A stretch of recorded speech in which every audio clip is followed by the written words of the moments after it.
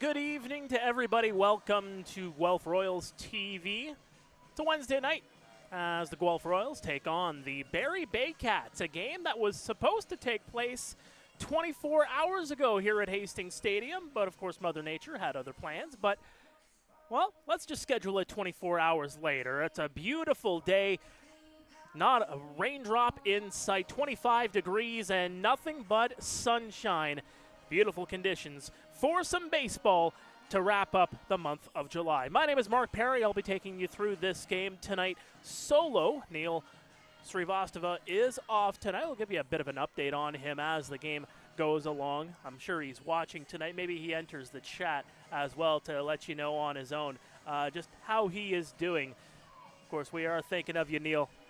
Got to talk with him earlier on today as well. The Guelph Royals, winners of 5 of their last 7 games, but coming off a home-and-home split against the Chatham-Kent Barnstormers. They were last in action on Sunday in Chatham-Kent.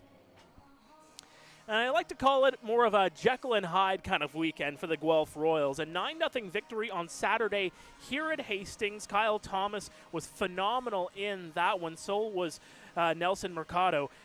Combined 17 strikeouts for that pitching staff for the Royals. Of course, Concepcion also took them out in that game. They scored 4 runs in the second inning and really never looked back. Only gave up 4 hits in that contest. You turn it over to Sunday at Fergie Jenkins Field.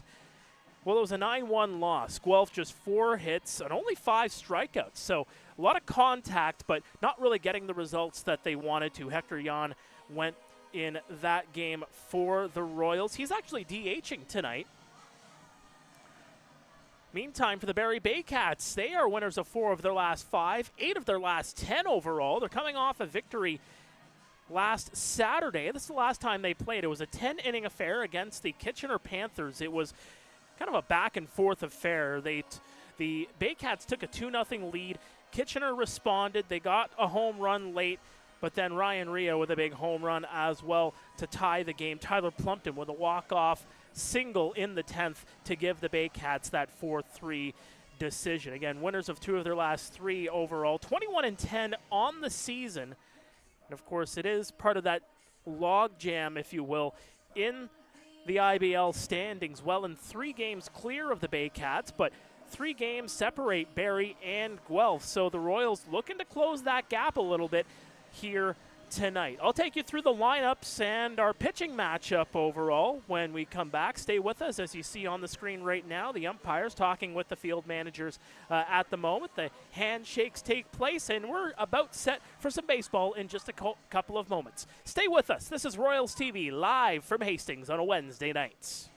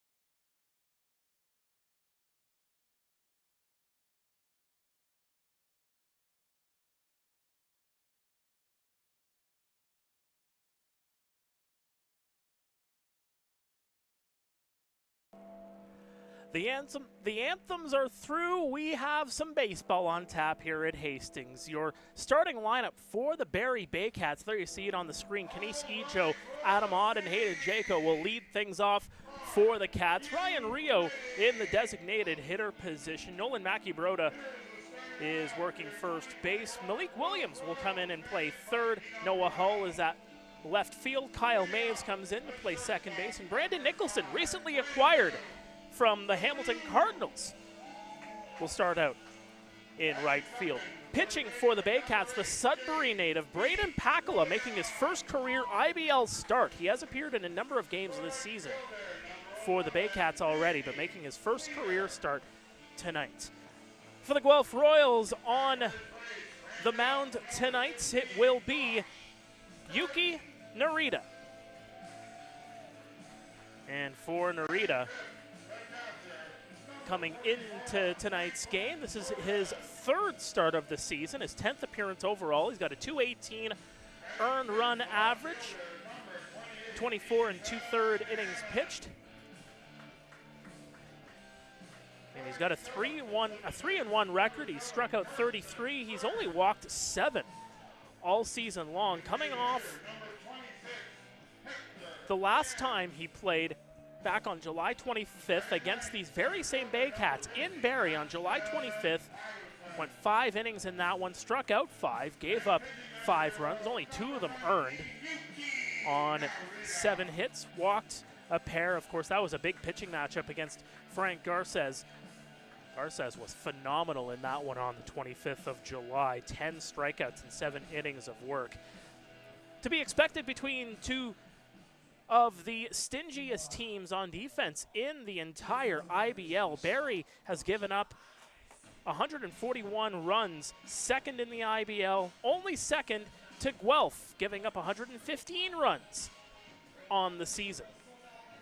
For Guelph, 17 and 12, again, just 4 points separating them, 4 games rather, separates them from 5th place Chatham-Kent. So there is a little bit of separation there between the 4th and 5th spot, and that is important, of course. The 4th place team would get home field advantage in the first round of the IBL playoffs. Game number 30 of 42 for the Royals this season. For the Barrie Baycats, 21 and 10 on the year, 3 games back of the Welland Jackfish. Is game number 32 for the Cats this season. The only other game in the IBL, I should say, tonight. In fact, there are 2 games tonight. The Hamilton Cardinals are in Toronto to take on the Maple Leafs. The Welland Jackfish are in London to take on the London Majors. We'll keep you abreast of what is happening around the IBL as the night goes along. But for now, we got some baseball to get to here at Hastings Stadium. Glad you can join us for the 5th and final regular season meeting between these two teams. They have split the first 4 meetings. As mentioned before, their last meeting coming on July 25th in Barrie. It was a 6-3 victory for the Baycats.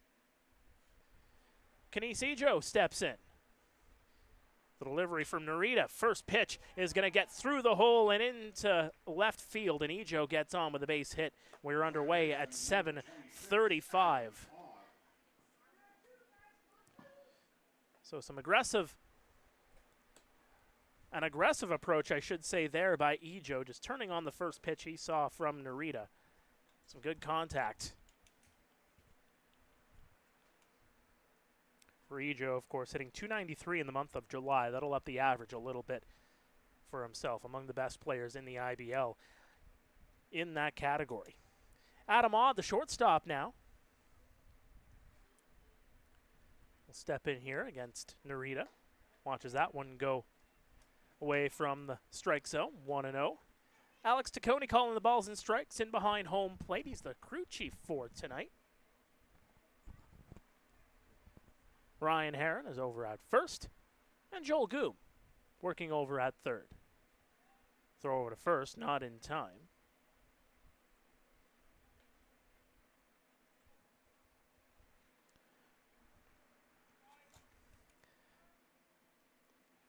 Again, Odd in his 7th IBL season, former Burlington Bandit. Knocks that one foul down the first base side. Also played for the Maple Leafs back in 2017, 2018, came back in 2022. Was a first-team All-Star last season. Had a .390 average last year. Hitting just .172 this season. Ejo really getting a jump there, and that's going to go just away from the black. Make the count 2-1. Ejo is a stolen base threat. 12 for 16 this season.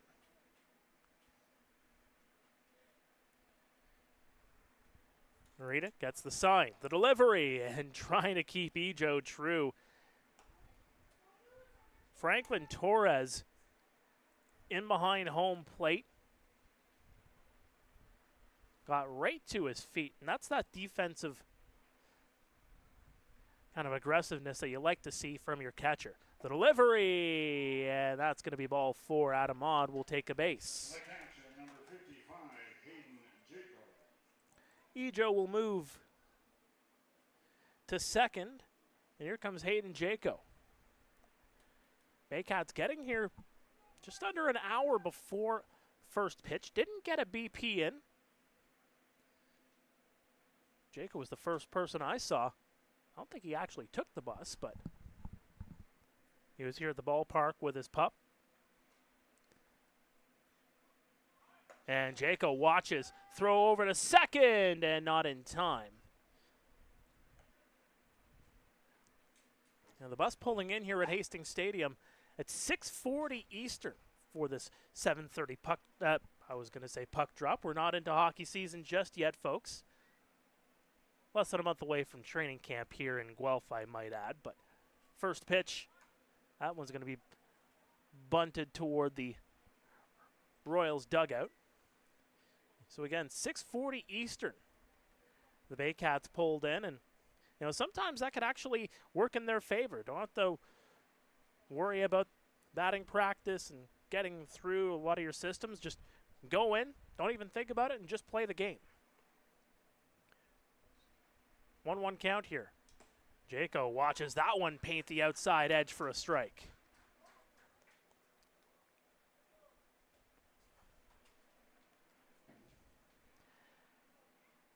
And yes, thinking about hockey season indeed, but the weather, anything but hockey season, maybe roller hockey. The 1-2, chopper, almost fielded there. Williams can't get a glove on it. Circling around, here comes Ejo. He'll come in to score to make it 1-0 Baycats. RBI single for Hayden Jaco. Unless they tag Williams with the error on that play.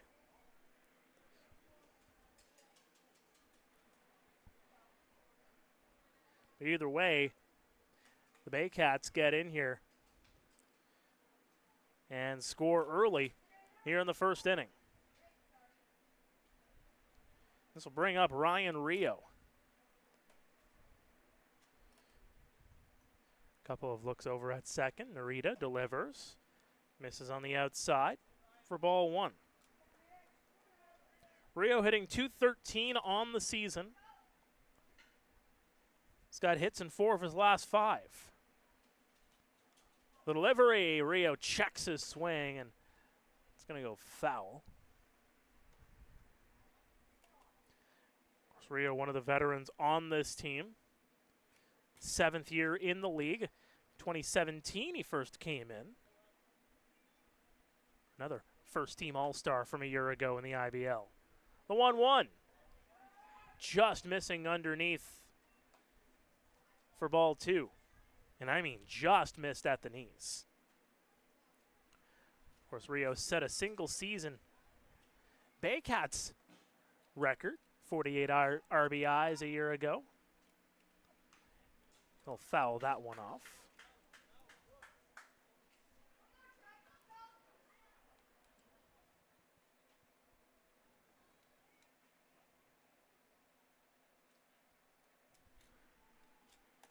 Two-two count here on Rio. Odd over at second. Jaco on first.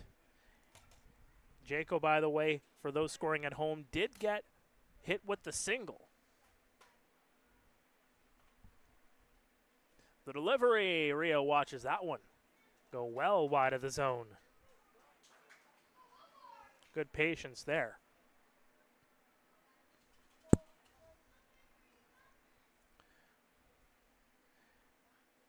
Narita squares up here. That's going to go inside. Strike three on Rio, and he is punched out. First strikeout of the ball game for Yuki Narita. And that might have been a 50-50 ball right there as it just painted the inside edge.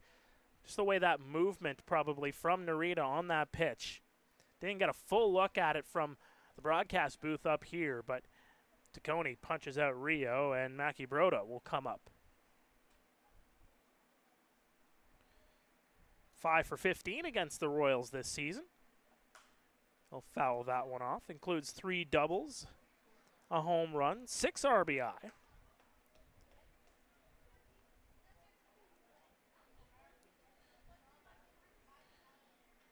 Broda hitting .322 on the season.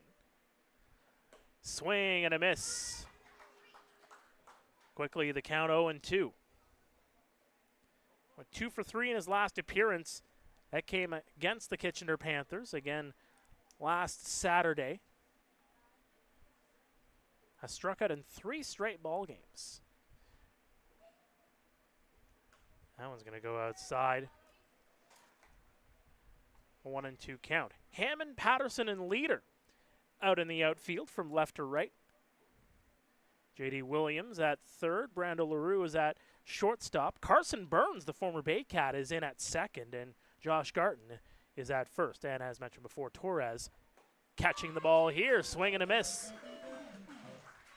Strike 3. A pair of strikeouts for Yuki Narita after the first 3 Baycats batters reached base. Now it'll be up to Malik Williams. Try and keep things alive here. We started the year with the Ottawa Titans. Actually played 45 games with Trois-Rivières in the Frontier League. The runners are both going to go, and that's going to get through the hole. Into left field it goes. 1 run will come in to score. Trotting around to third is Jaco, and the Baycats have taken a 2-0 lead. The runners were off on the pitch. They got a really good jump on that.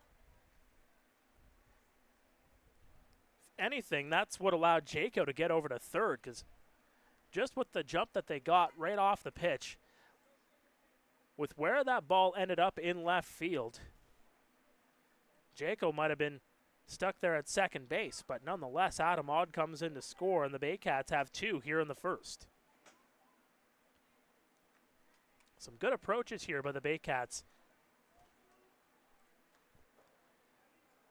Noah Hull is the latest now to step into the batter's box. Working left field tonight.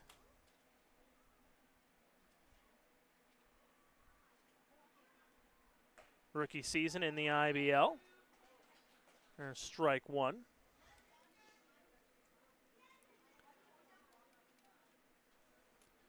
Josh Matlow, the field manager, comparing him to a Liam Wilson with a power bat. The 1-1, and there's a strike right down Broadway. Was Hull hitting .340 on the season. 18 for 53. Hasn't really been able to show that power as much as you would see from a Liam Wilson. The 1-2, well outside. Of those 18 hits, only 1 of them has gone for extra bases. It was a double.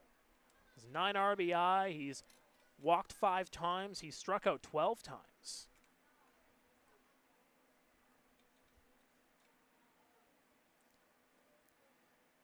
Narita gets the sign. And that just misses. Full count here with 2 away. Garton will take his spot in behind Malik Williams. The runners will go on the pitch here. The delivery, swing and a miss. Foul tip into the glove of Torres. 3 strikeouts for Yuki Narita, but 2 have crossed the plate rather. It's 2-0 Barrie as we go to break. Stay with us.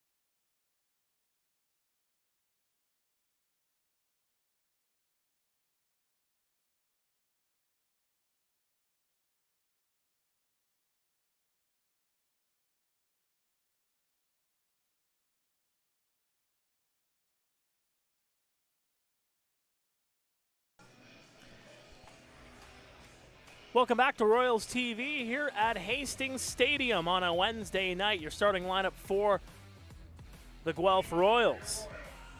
It'll be Brando LaRue, J.D. Williams, and Andy Leader leading things off. Josh Garton, who's struggled quite a bit in the month of July, hitting just .242. No homer since June 19th. He's in the cleanup spot at first base. Franklin Torres, well, he's been on a tear as of late, 6 of 9. 6 for 9 in the last 2 games. He's the catcher in the 5th hole. Ethan Hammond, Carson Burns, Hector Yon, the DH, and Ashton Patterson out in right field, taking on Braden Pakala.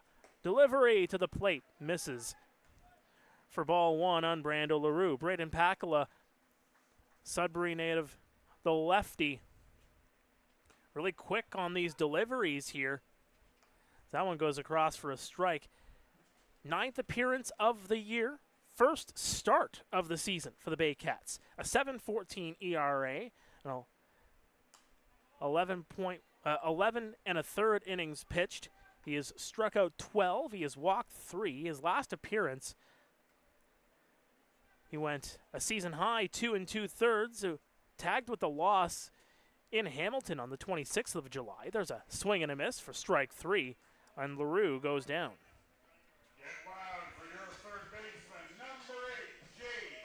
So here comes J.D. Williams, hits in 5 of his last 7 games. And just to tag on to Pakala and for just a moment here, as mentioned, 2 2/3 is his season high. It'll be curious to see how long the leash is on him here in this game tonight. And that one paints the outside edge for strike 1. Of course, the Baycats have a couple of big matchups coming up this weekend. A home and home with the Welland Jackfish tomorrow and Friday night. That one misses outside. A battle for first place. Just keep in mind, if the Baycats win here tonight and Welland loses tonight, it's a potential that Barrie can actually catch Welland in the standings by the end of the weekend.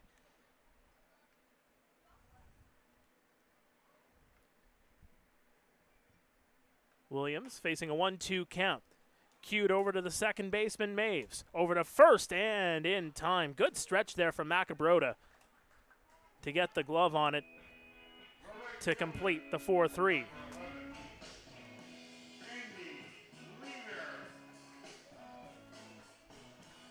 This brings up Andy Leader, former Kitchener Panther. Let's talk with him earlier on tonight. He's liking things here in the Royal City. Glad to be playing baseball again. 14th game of the year. And hitting .236 on the season. Misses inside for ball one. Starting to get the swing of things again here. Got it to a hot start since coming into the Baycats lineup. Had a lull in between there, but has been red hot since the midpoint of July, I should say. 5 straight games he has a hit. The 1-1 paints the outside for strike two. Of course, both against Toronto on the 13th and against Hamilton on the 22nd. Had 3 hit ball games. That one misses upstairs.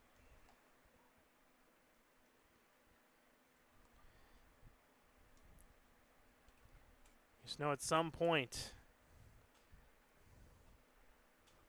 and that streak is going to continue here where, Leader has been one of those players in the IBL where he's just been able to get red hot at the right times, a consistent batter.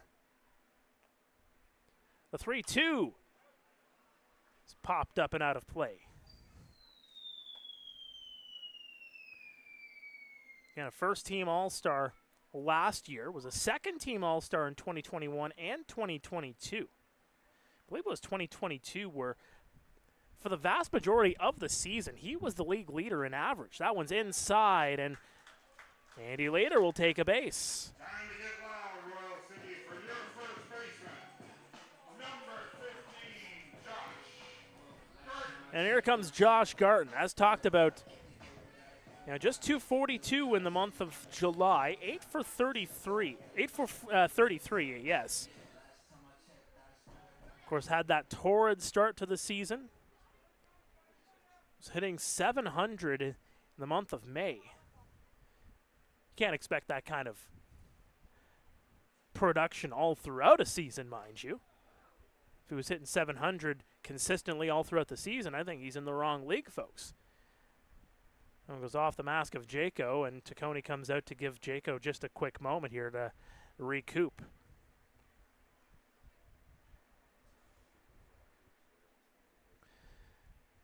But if there's anybody that can rebound, it's a guy like Garten, where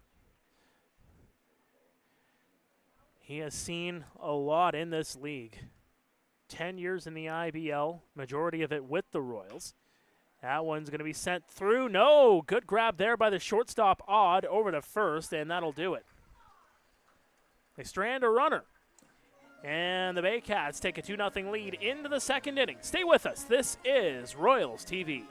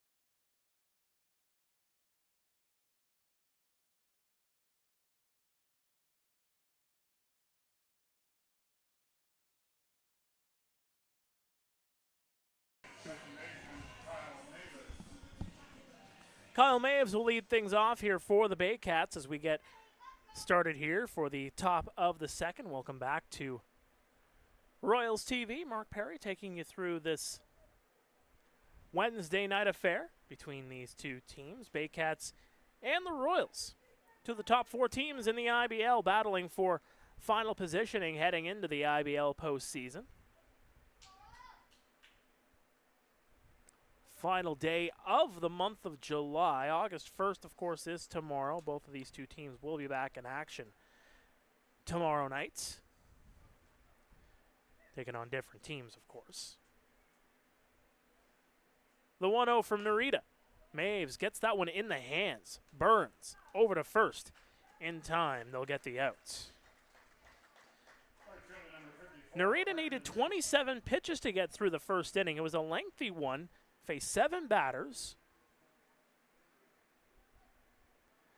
Of course, the first 2 came in to score. The guy you don't want on the base path right there. The IBL record holder for single season stolen bases. Brandon Nicholson takes strike 1. Very speedy, very aggressive. That's why you have him in that faux leadoff spot. Get him on base for the big hitters. At the top of the card, swing and a miss for strike 2.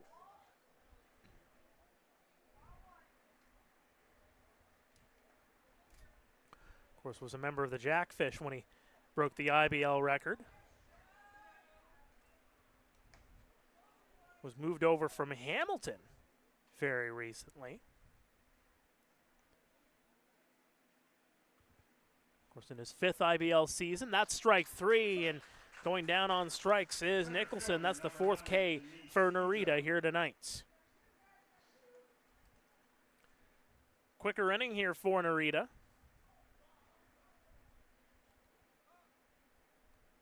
As mentioned before, making his 3rd start of the season.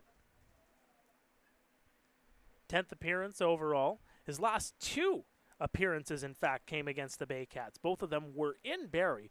Already touched on the 25th of July.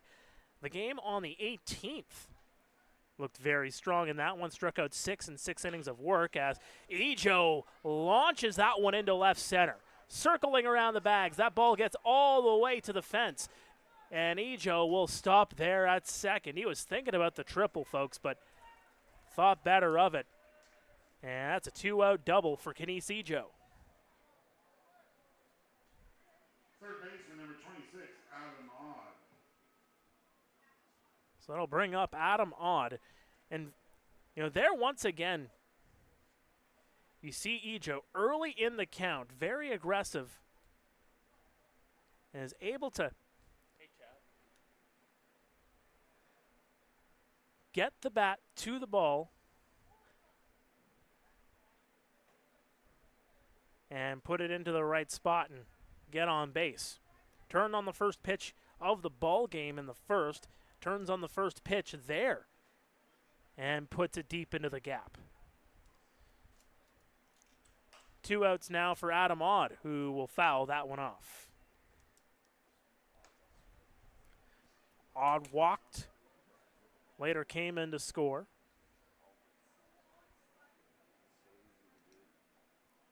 Former member of the Toronto Varsity Blues back in the day. Was a pitcher, was an infielder back in 2014, 2016. Couple of looks at Ejo, and that's going to go well inside. Evens the count at 1-1.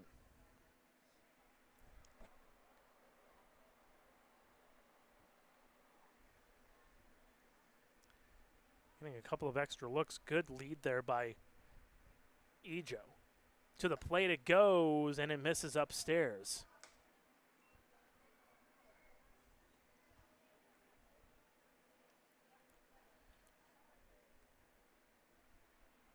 Of course, Braden Pakala starting for the Baycats. You'll probably see Frank Garces tomorrow night start off that home and home against the Jackfish. It's going to start at Vintage Throne Stadium tomorrow night, 7:35 on Baycats TV.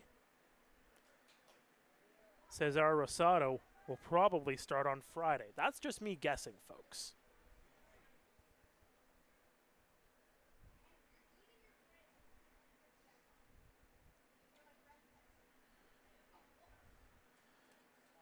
See what Narita has in the tank here. The 2-2 swing, and he got a piece of it. And he'll get tagged out. Actually, he did not get a piece of it. That actually hit Torres. It did not hit Odd. Just an odd bounce, to say the very least. But that'll retire the side. Still 2-0 for the Baycats as we head to the bottom of the second here at Hastings. Stay with us.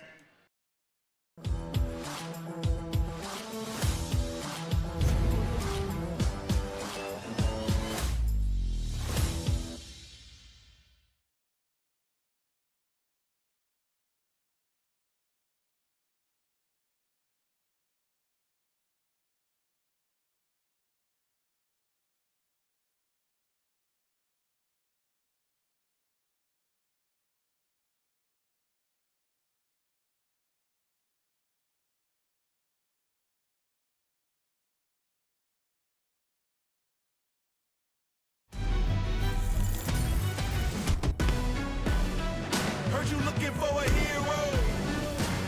Well, look up.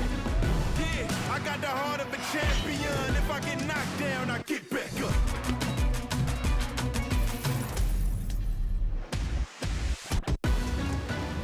I got the heart of a champion. If I get knocked down, I get back up.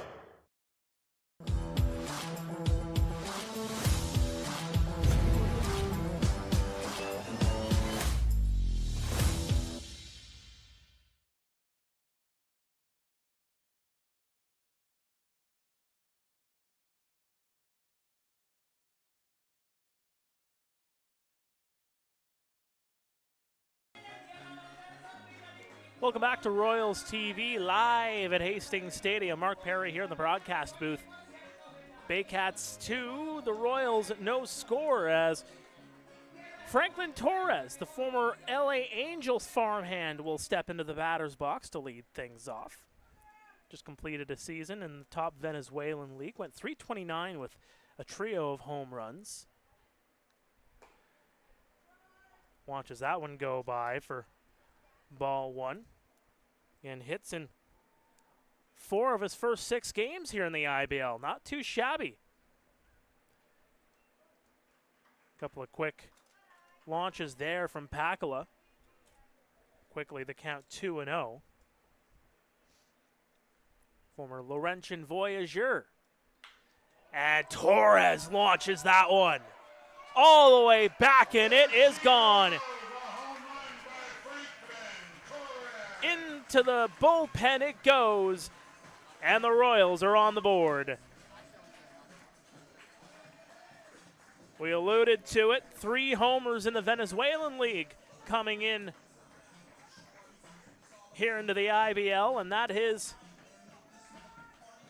for Franklin Torres,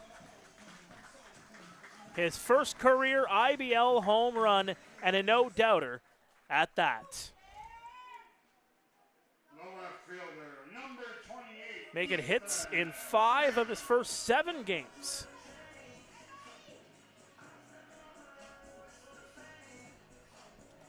And this will set up Ethan Hammond hitting .293 on the season.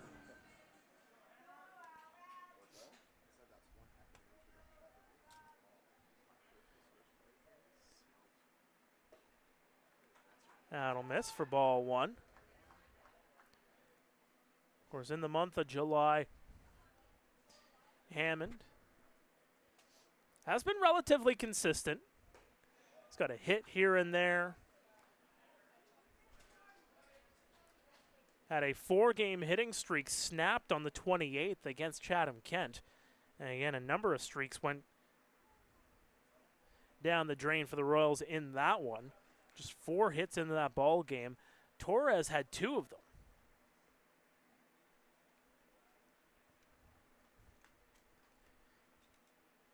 The delivery downstairs, 3-1. Hull, Ejo, and Nicholson from left to right on defense for the Baycats. Williams, Odd, Maves, and Macabrota working the infield from left to right. And, of course, Hayden Jaco in behind the dish. That's going to be fouled off by Hammond.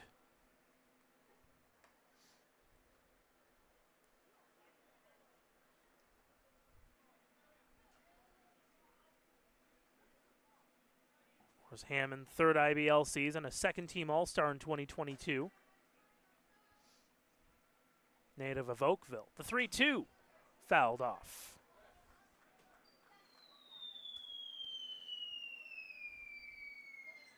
Of course, has been a consistent hitter for the Baycats in his, for the Royals rather, in his time here in the Royal City. Hit 300 a year ago, hit 345 in 38 games in 2022. And he'll take his base. Second baseman, number 7, Carson Burns. And now how about this? Carson Burns will step in. His first game as a member of the Royals. Recently acquired from the Baycats. Was hitting just 149 for Barrie this season before the move over. And he'll pop that one up. Playable here in the infield. And Williams will make the catch.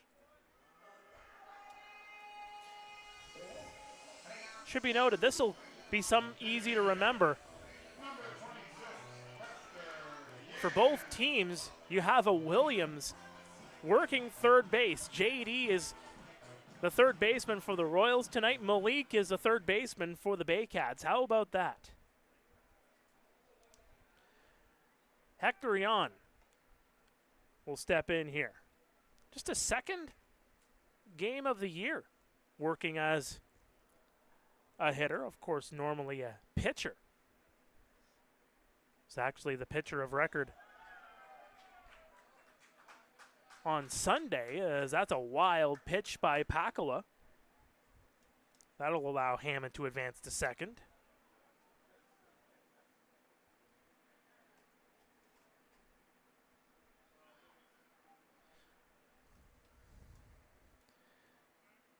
Again, Jan 0 for 1. Delivery to the plate for a strike. His only other at-bat came against the Maple Leafs back on June 8th. It was in a 6-1 loss. And that'll go in for a strike. Jan asking for some instructions there.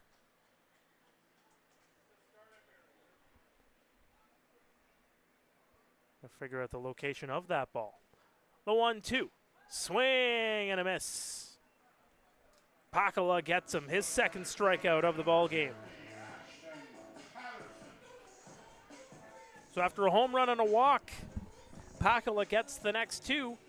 It'll bring up Ashton Patterson. He's been kind of an everywhere man. Guy that can play in a number of different key situations. That one's well inside for ball one.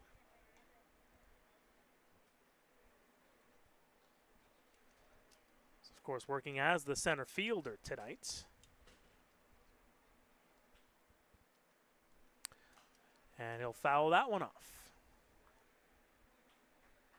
Patterson 10 for 48 on the season.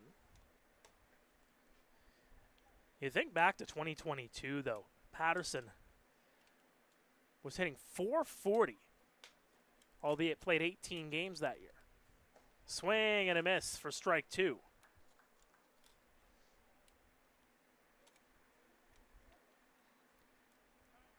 And Franklin Torres hitting a no-doubter over the left field fence to put the Royals on the board. The Baycats remain in the lead 2-1.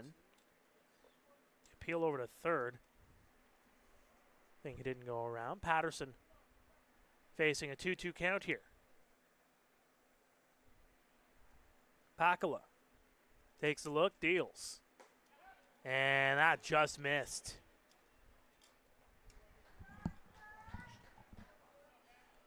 Taccone not flinching, no question there from Patterson either. It's a full count here with two away. Hammond over at second.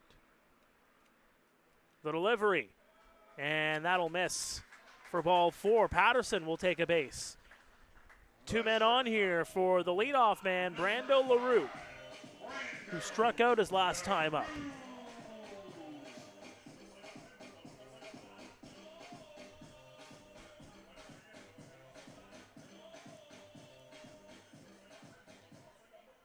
LaRue hitting .283 on the year, 26 for 92. He's got 8 RBI. Royals as a team, with runners in scoring position and 2 out, hitting .271 on the season, coming into tonight with a trio of home runs. The delivery well outside. For the Baycats, in that same situation on defense, allowing the opposition to hit .257 on the year. 43 for 167 coming into tonight. That one's popped up. Jaco getting a look at it, and he'll make the catch. That'll do it for the second inning. But Franklin Torres puts the Royals on the board. It's 2-1 for the Baycats as we go to break. Stay with us. This is Royals TV.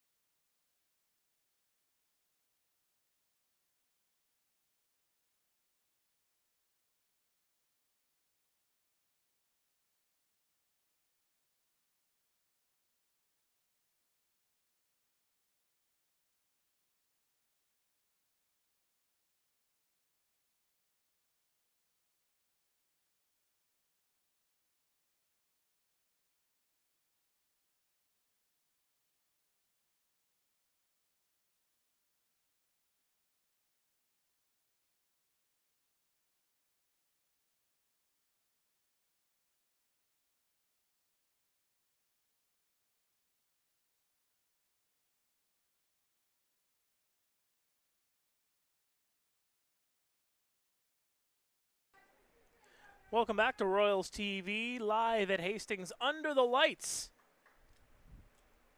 Here on a Wednesday night, Hayden Jaco, who just ended the inning with that catch from in behind home plate,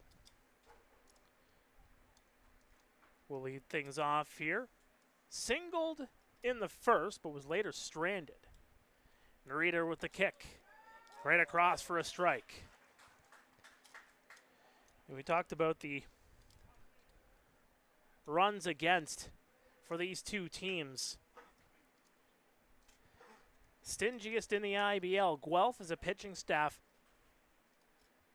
have a .335 ERA. That's first in the IBL. Barrie is second in that category as a pitching staff at .367. Should be no surprise that this might be a low-scoring affair. The delivery, and that'll miss. 2-1. Again, fifth and final meeting of the regular season between these two teams. June 4th, it was a 5-3 win for the Baycats, 8-4 win for the Royals on July 7th. Guelph blanked Barrie in Barrie on the 18th of July, and then, of course, that 6-3 Barrie victory back last Thursday, the 25th. 2-2 count here on Jaco.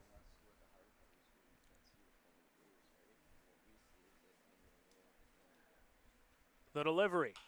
Jaco. Good hard hit ball into left field, and that's a base hit. Designated hitter, number 27, Ryan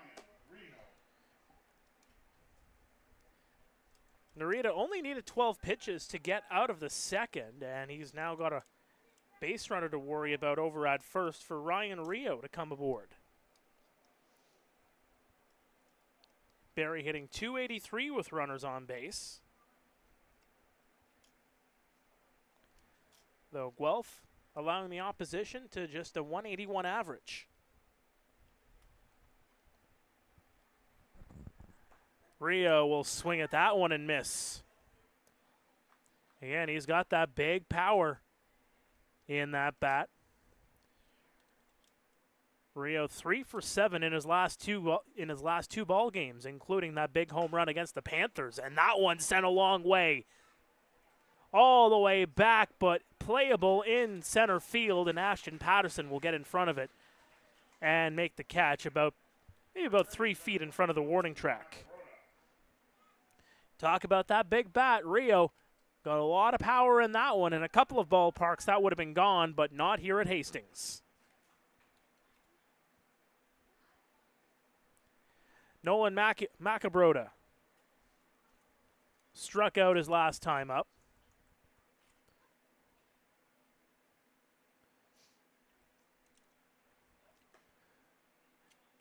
Spent last season in the Frontier League. Does have that middle of the order home run power as well. Former Minnesota Twins farmhand. Was released actually in March of 2023. That one misses downstairs, 2-0.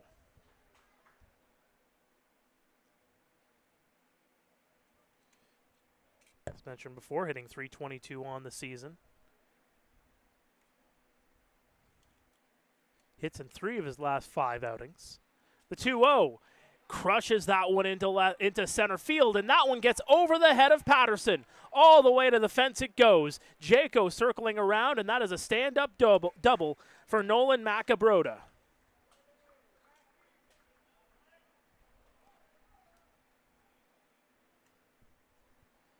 A hard hit ball by the first baseman. And that power showcasing itself here yet again for the Baycats.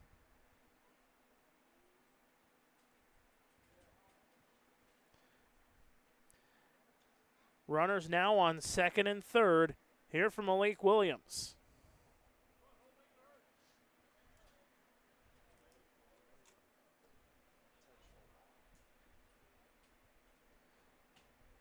So it looks like the umpires are getting into place here, and that's going to be an intentional walk to Williams. So they're not even going to test him.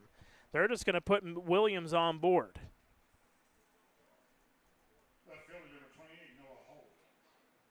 So the bases are now loaded for Noah Hull, who struck out his last time up. Remember, just the one out here in the third. A deep fly ball could easily score Jaco from third. But you know, Hull wants more than that.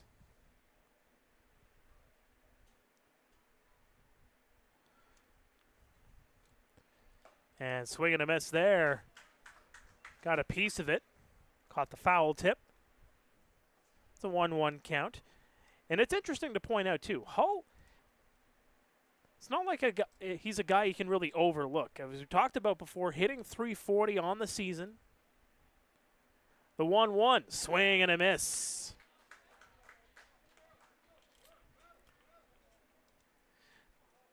And again, with this Baycats lineup, it's kind of a pick your poison. Do you want to face Williams? Do you want to face Hull? Hull, as we talked about, 3 for 4 against the Panthers last weekend. The 1-2, well inside, 2-2. Should note as well the Baycats hitting .240 on the season when the bases are loaded. They do have a grand slam home run on the year.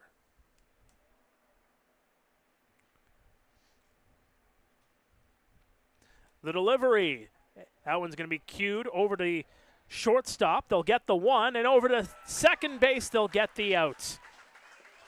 They'll get out of the jam on the double play. It remains 2-1 Baycats as we go to break. Stay with us. This is Royals TV.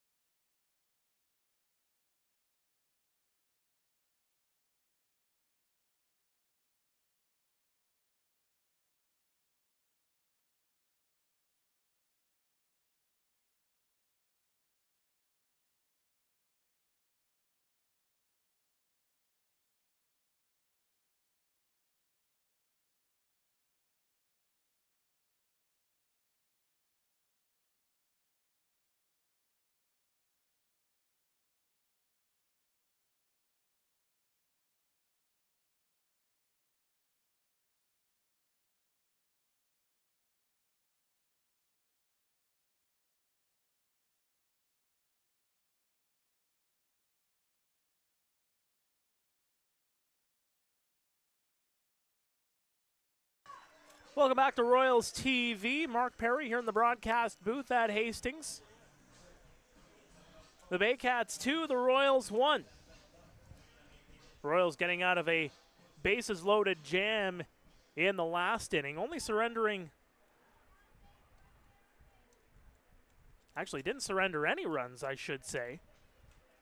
J.D. Williams up to bat, fouls that one off. Turn the 6-4-3 double play to get out of the jam. One of 3 games happening in the IBL this evening. I should mention the Welland Jackfish have just taken a 5-0 lead on the London Majors. That one goes over the glove of Williams. And J.D. Williams gets on with a leadoff base hit. From one Williams over the head of another. And Andy Leader will come up to bat. So again, 5-0 Welland. They just scored 5 in the 4th. Nobody out in that contest. The other game happening right now, Hamilton 4, Toronto no score in the bottom of the 2nd. Leader will foul that one off.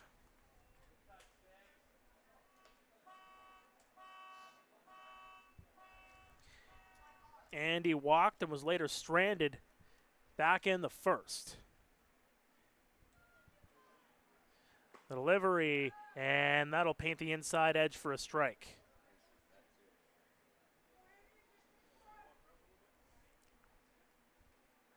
Again, Leader coming into this one, hitting .236, his 14th game of the year. That one's on the inside of the bat. Macabrota gets it over for the leadoff runner, but they're not able to get Leader, so that'll be a fielder's choice. And Leader will get on base here for Josh Garton.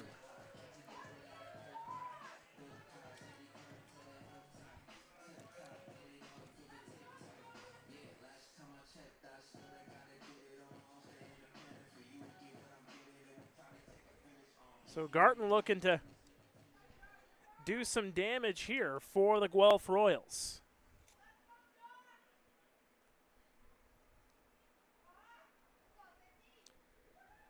Starting to get back into it. Hits in 4 of his last 5, and that one sent high. Playable, and right into the glove of Ejo. No doubt about that one. 2 away. The catcher, number 44, Franklin Torres. So 2 away here for Franklin Torres, who hit a monster home run in the 2nd.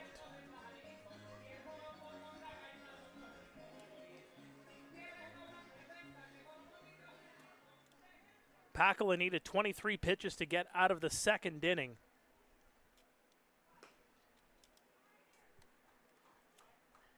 It's getting up to 45. That was number 46 on the evening.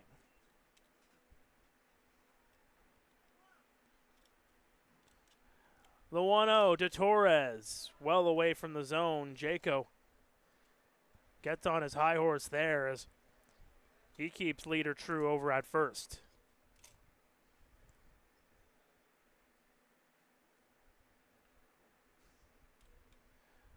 The delivery, Jaco doesn't see it, and that's going to allow Leader to advance.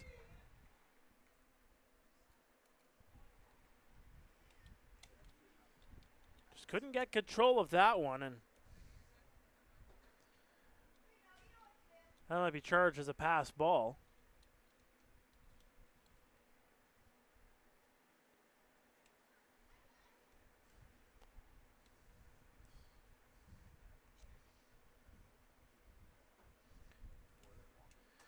And I think they're just going to walk Torres here. Yes, indeed. So the count was 3-0. Not going to take their chances with the big Venezuelan. And they'll bring up Ethan Hammond with 2 on board.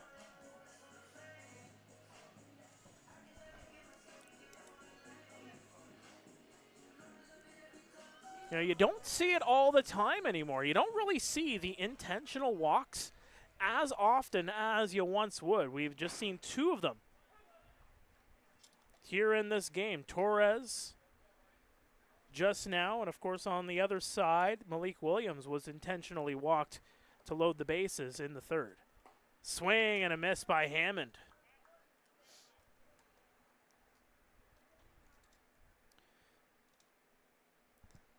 Spakula officially into his season-high territory. Swing and a miss for strike three. He has now reached a season high as he has now gone through three. It remains 2-1 for the Baycats as we head to the fourth. Stay with us. This is Royals TV.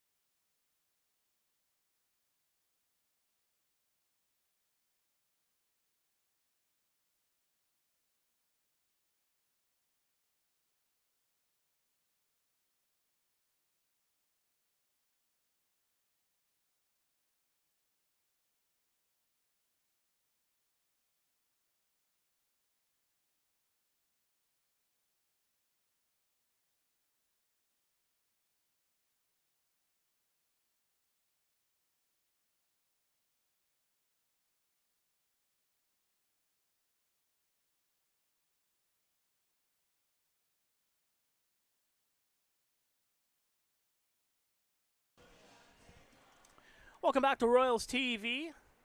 Under the lights here at Hastings Stadium. Beautiful night for baseball. Baycats with the one-run lead as they look to try to add to their total here. Bottom third of their lineup due up here in the fourth. Welcome back. My name is Mark Perry, taking you through tonight's contest. I still didn't flip my book as of yet. It's actually Kyle Maves. Then it'll be Brandon Nicholson, and then turn back over to Canisijo at the top of the lineup. So it's actually the 8-9-1 hitters here for the Baycats. The 1-0 upstairs.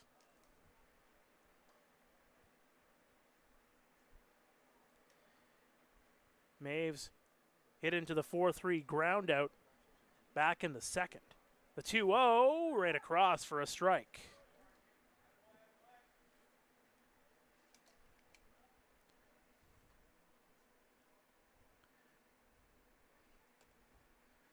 Great Lakes Canadians alum will take one inside, 3-1. Of course, in his second IBL season, played 5 seasons at Quinnipiac University. That's going to go across for a strike. Maves steps out. He'll get back in here.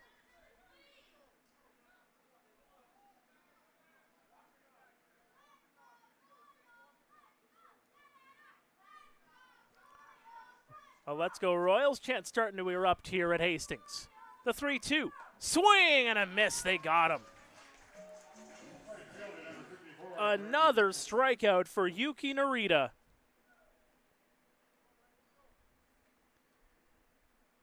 Narita's now up to 5 Ks, or 6 Ks on the night.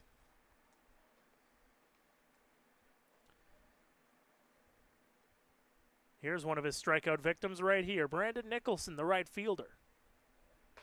Well inside for ball one.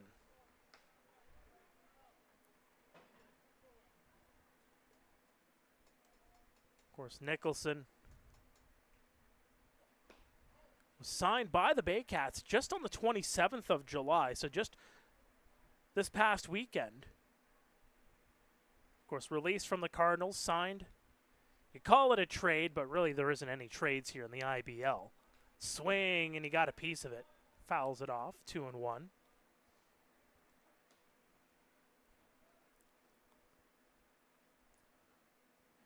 course, one of 4 imports for the Baycats from just on the other side of the border in Orchard Park, New York. Swing and a miss for strike 2.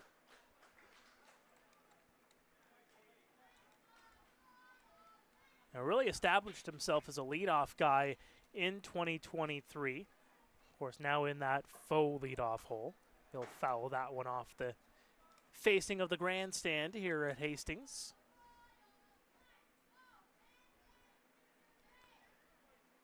Of course, just turned 27 years of age. Back on the 22nd.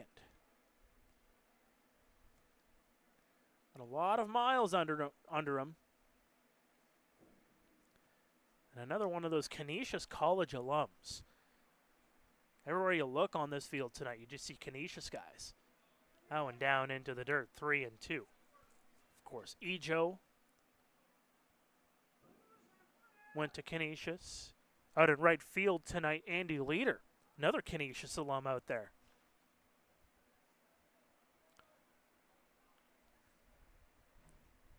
The delayed kick, 3-2 pitch inside, and Brandon Nicholson is on board.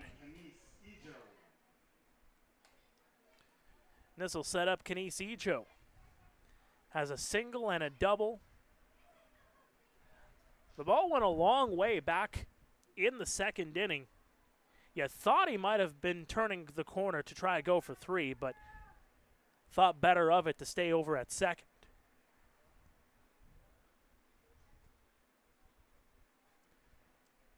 And now he's got Brandon Nicholson, the speedy Brandon Nicholson, over on first base. Ejo squared up to bunt there, but that's not going to fly, as that'll be ball number 1.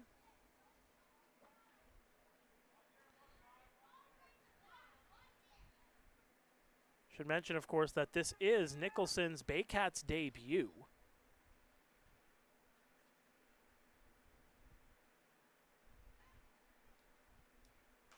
And that'll be fouled off by Ejo. Nicholson, 14 stolen bases on the year. You look at how that compares to the rest of the league. The league leader is Mateo Porcelato in Welland. He's got 20 stolen bases. In fact, 20 for 20. Nicholson, 14 for 17. His 14 is second in the IBL this year. The delivery right across Broadway for a strike. Ejo, I should point out as well, 12 for 16 on the year. No doubt the longest at-bat of the game for the Canisius alum in Kenise Ejo. Turn on the first pitch he saw in both of his previous at-bats. The 1-2. Playable. Deep to center field. Patterson gets underneath it. He'll make the catch. Third baseman, number 26, Adam Odd. Third straight at bat for Ejo, putting it into the outfield.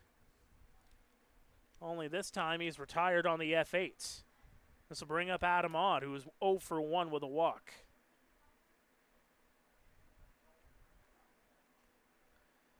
Again, just keeping an eye around the IBL as well.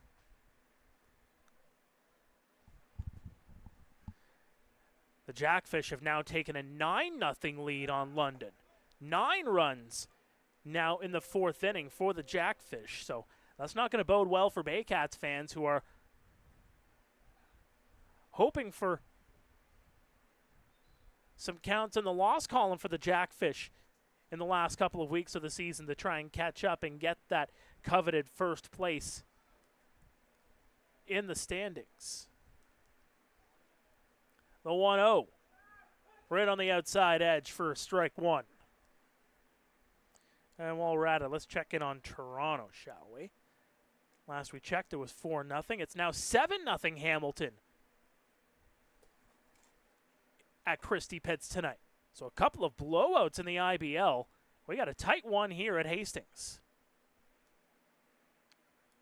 That one's well inside, and Odd got out of the way in a hurry there.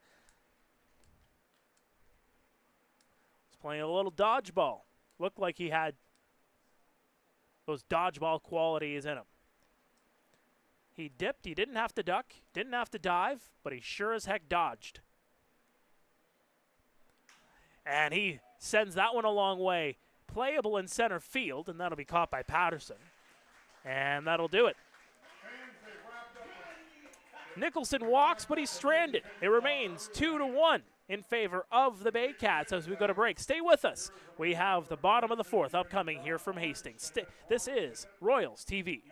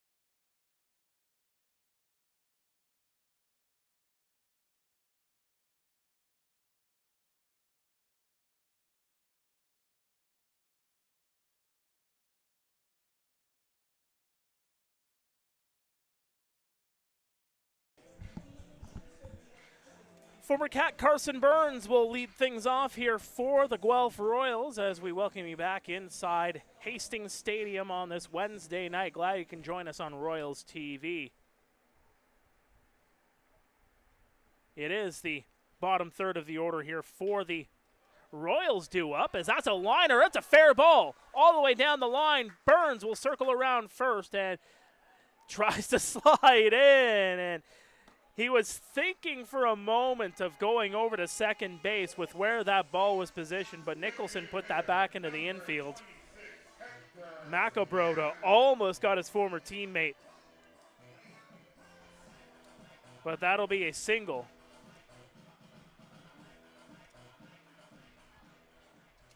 To lead things off here in the fourth. Hector Yon looked like he was going to square up the bunt there, but that'll be ball one. Struck out his last time up.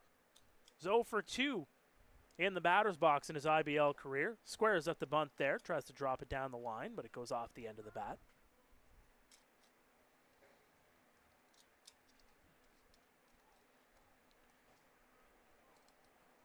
Again, Jan in that DH position. Bit of a short-handed look for the Royals tonight. Squares that one down, gets it in front. Pakala trying to field it, and that's going to be the first IBL hit for Hector Jan. Jan came roaring out of the box after he dropped that bunt down into the infield, and that's an infield single.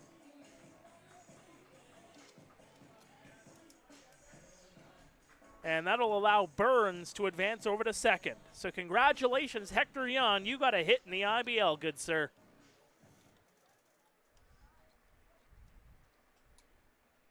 Unless they charge the error to Pakala, of course.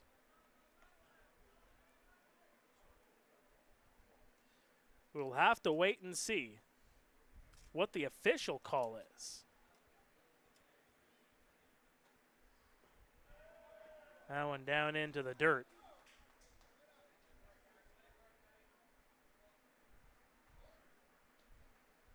Patterson walked and was later stranded back in the second.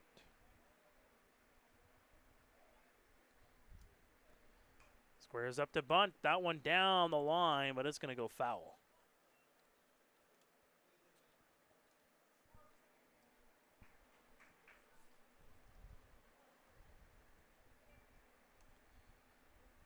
And Patterson has been quite busy here in tonight's game.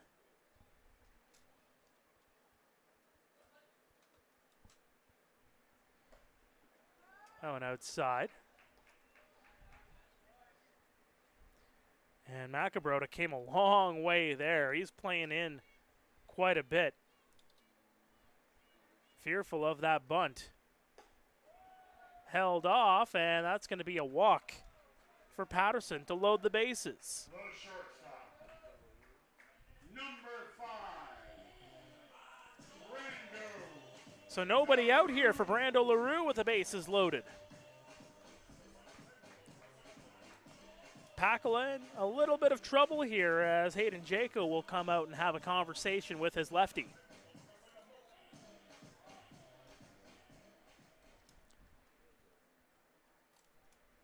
So officially on the board, they are going to give the single to Jan. It could have gone either way, to be honest with you folks, on that one. Again, you can say that Pakala may have misplayed it. But with the speed that Jan came out of the batter's box with on that, even if he gets a clean handle on that, you never know. That'll be fouled off. Guelph hitting .289 with the bases loaded. They also have the one grand salami on their ledger this season, as that'll be fouled off. Burns over at third. Jan's on second. Patterson's on first.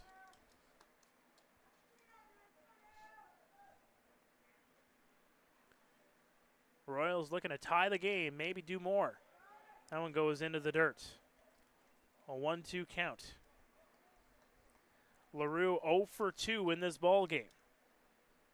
Struck out in the first, popped out to the catcher, Jaco, in the second. The delivery! Crushed. Deep left field, all the way back, and it hits the fence. That is a home run. Brando LaRue, grand slam, and the Royals have taken the lead.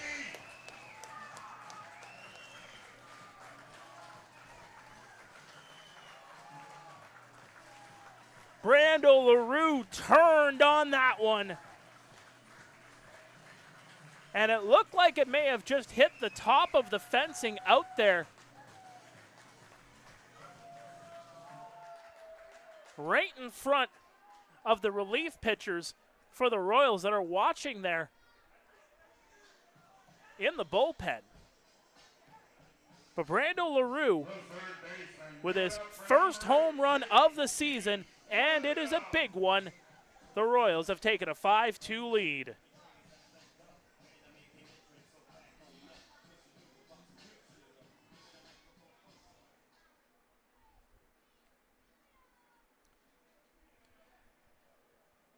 You know they needed to get something on the board here.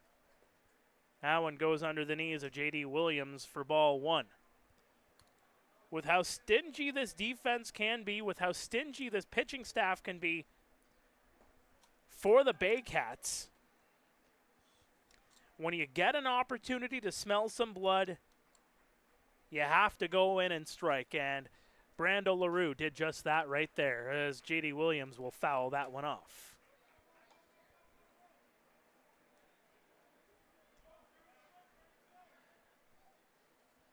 There's a little bit more energy here in the ballpark now after that one. That one sent high, deep to center field, all the way back, and that is waiting for the signal here. No spinning around of the hand from the umpire. It looked like it hit the fence in the back there. It was grabbed by Ejo, and now they're going to signal here. They are going to call that a home run. A bit of confusion on the field there, but it hits that black mesh, that black fence in deep center field, Ejo, or rather Williams, will come in to score to make it 6-2. Back-to-back jacks here for the Guelph Royals. Ejo played it off the fence out in center field, but again, if you don't know, you don't know. And it'll be fouled off by Leader.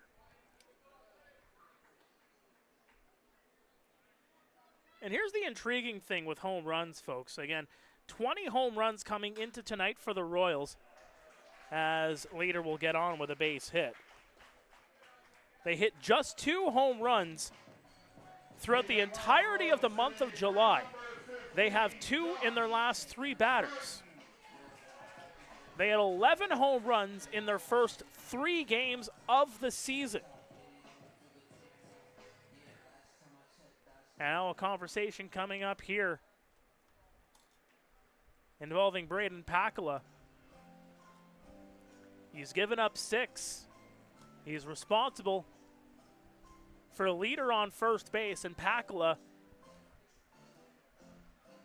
is out of the ball game. The Royals have gotten to the starter for the Barrie Baycats. It's a 4-run lead.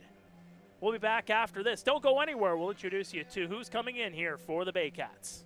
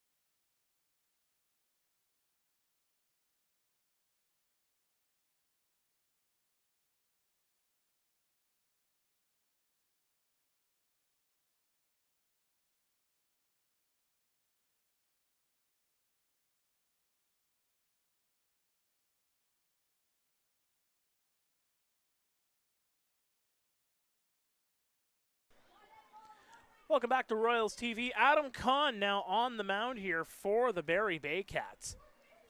He'll take on Josh Garton, who's 0 for 2 tonight. And Garton will put that one into right center. All the way back. It gets all the way to the fence. Circling around third. Here comes Leader coming home. And that is a stand-up RBI double for Josh Garton to extend the lead.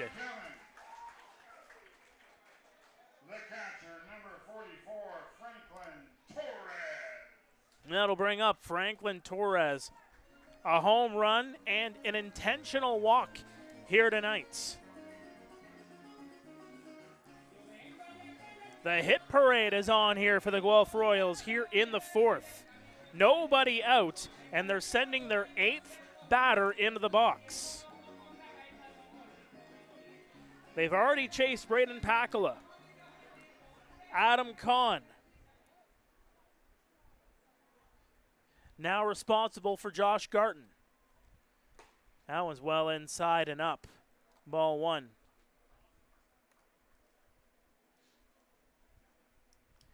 And Kahn, his only appearance of the year was against these Royals back on the 18th in Barrie.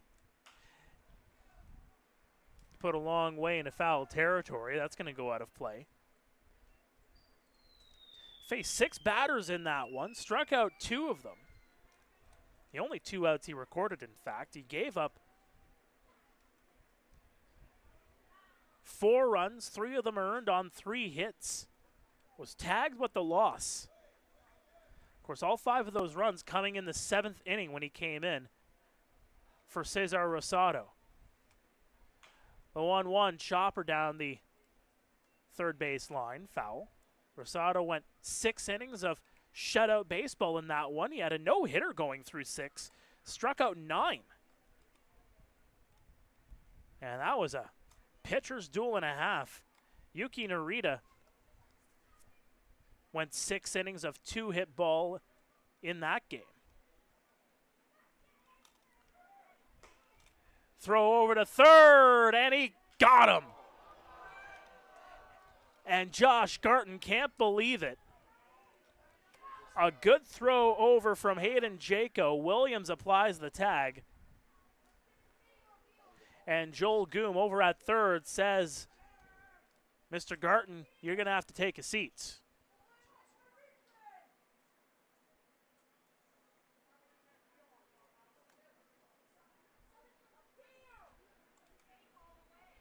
And now a conversation happening here. Looks like it's a quick one between Taccone and Dino Ramel.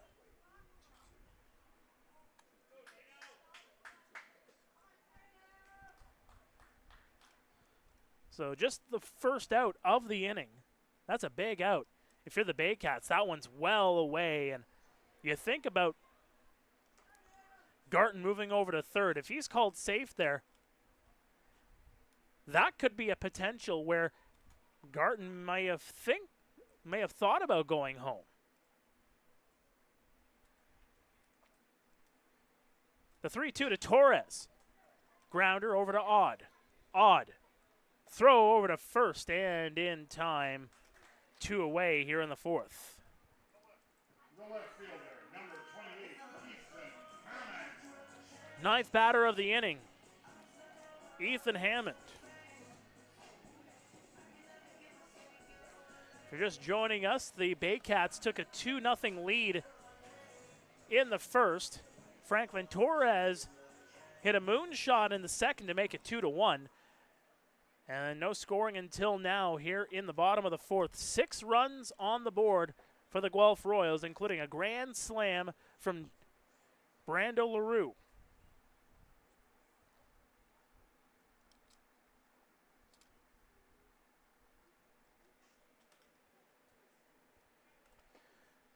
That one's inside. And you know, I was joking around about 3 games in the IBL. And this was the only one that was tight by any means. At that point, it was only a 2-run, 1-ball game.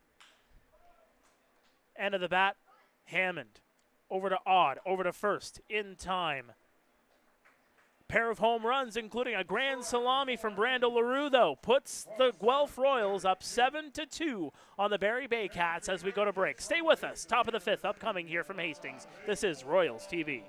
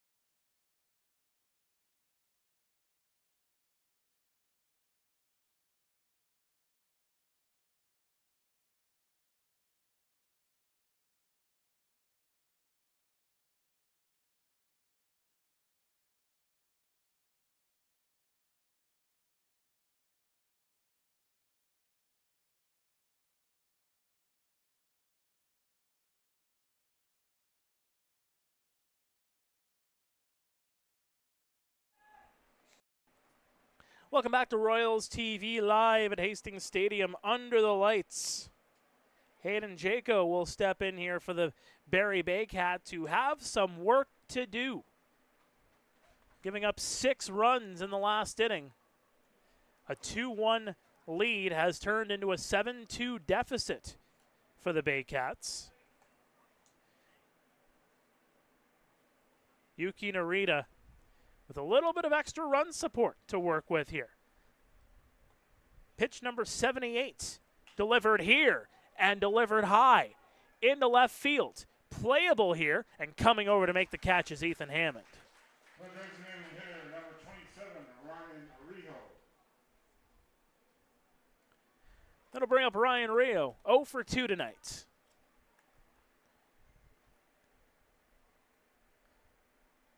And again, Rio is one of those batters historically, again, you know, former All-Star. You know, a guy that, yes, you look at that average, it's not exactly the greatest at .213 on the year. But he'll hit the big shots when he needs to. And again, historically, one of his worst seasons when it comes to average. Has 4 home runs on the year, hit 11 a year ago. Holds off on the swing, appeal over to third. He says he didn't go around. Hit .359 a year ago. 52 hits, 145 at-bats. 48 RBI. Swing and a miss for strike 2. And you just look back at his track record, too. Again, an average that continuously went up as time went along. For his career, hitting .341. The 1-2 off the end of the bat. IBL game number 203 for the hometown Barrie boy. 6'3", 275 he's listed at.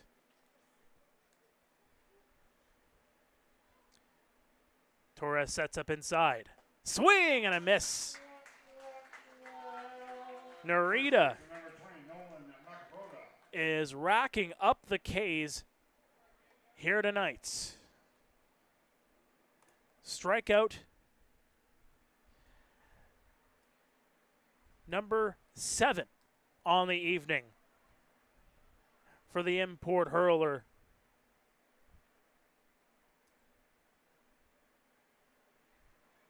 And now Maki Broda, who had a double the last time up, will square up here. Of course, Yuki from Sendai, Japan, was actually found at a tryout in Tokyo. Was in Japan's Companies League in 2022, playing for Subaru Motors. There's a swing and a miss by Makabroda for strike number 1. Of course, has liked his time here in Guelph, now in his 2nd season. That one goes outside.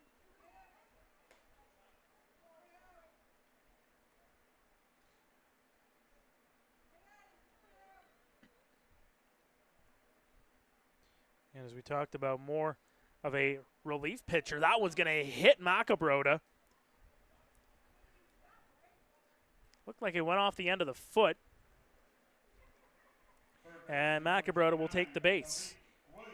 First hit batter of the game for Narita. It'll bring up Malik Williams. Was a single and an intentional walk to his credit here tonight.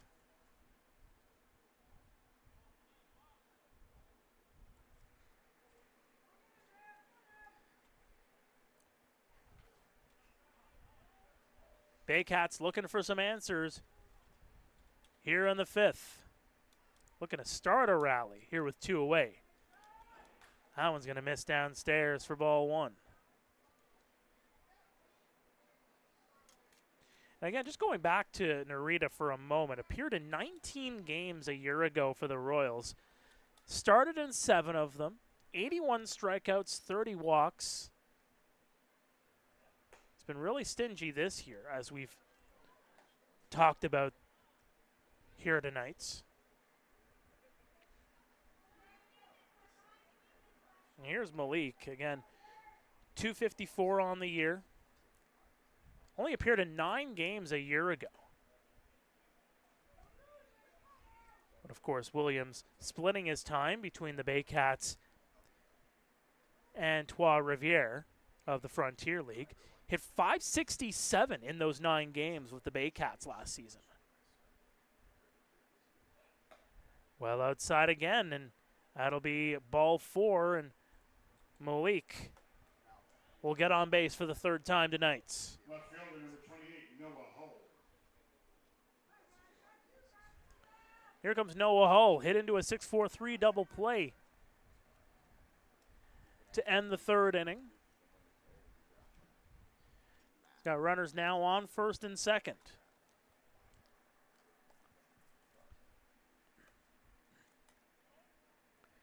Narita's pitch count starting to get up there. That one's well in, but catching part of the black for strike 1, according to Alex Taccone.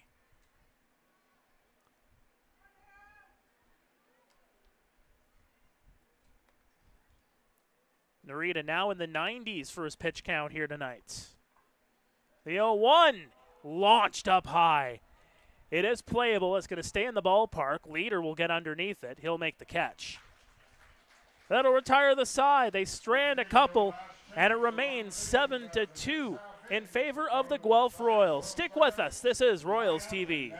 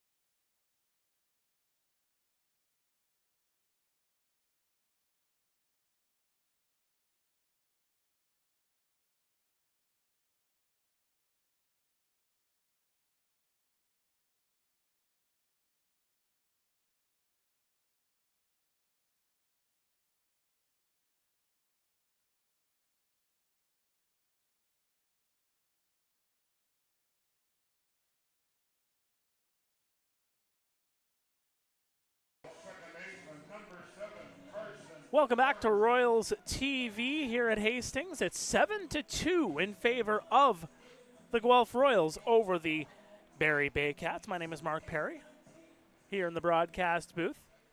A trio of, I don't really want to call this one a blowout per se as of yet. Still a lot of ball to be played. But a 5-run lead for the Baycats. Out-of-town scoreboard, top of the 4th, it is Hamilton 9, Toronto no score. So 9-0 Hamilton. Meantime, in London at Labatt Park, the Welland Jackfish have an even dozen on the board. Make it 12-0 on the London Majors. They are putting a whooping on the Majors here tonight. And that's walloped. Lined all the way back, deep right field, and it is gone. Carson Burns burns his former team to make it 8-2.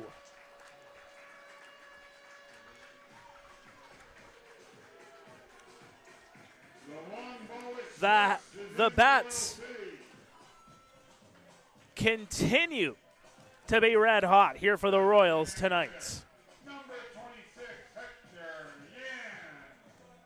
Carson Burns' his first home run as a Royal.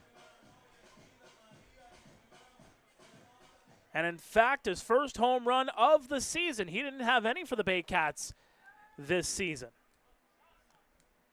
In fact, his first home run in the IBL since the playoffs in 2022. So it's been a little while for the long bomb for Mr. Burns. And that was excellent, to say the very least. Hector Yan now in the batter's box here with the Royals now up 8-2.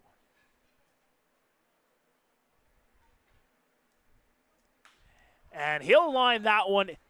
That one will get down. If you didn't think the first one was a hit, that one right there is. It'll be at least a single. He'll get over to second base. And Hector Yan gets on board for the second time.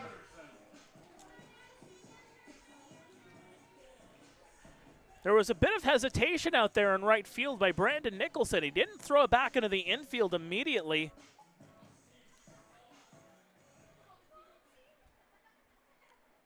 It'll be at least a single. Some might call it indifference that allowed him to go over to second based on the delay there. I'd give him the double, to be honest with you. And that's going to be well inside on Ashton Patterson.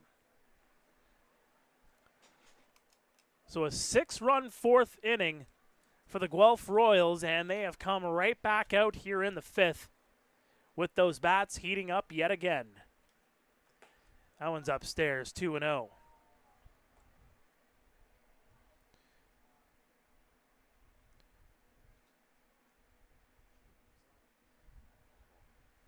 So Hector Yan will be given the double. The 2-0 and painting the black on the inside edge for a strike.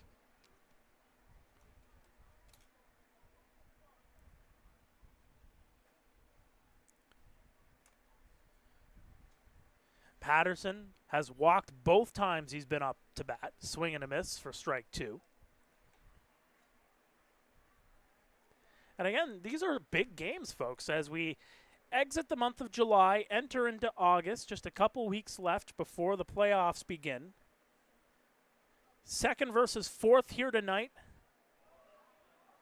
And keep in mind, Welland and London, that's a battle of first and third.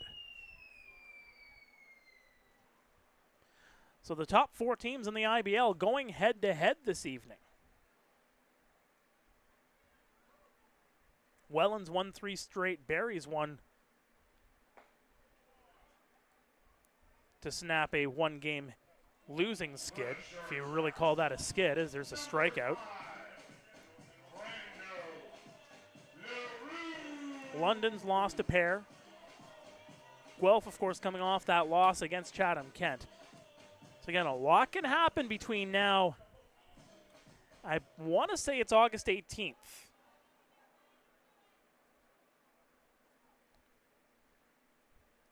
It's the final game of the regular season would be on the Sunday. It would be on the 18th.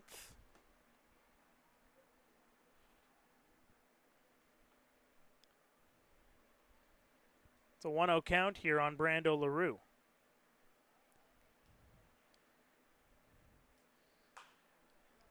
Goes off the end of the bat, foul. He was feeling the deli meats the last time he was up. He had a grand salami.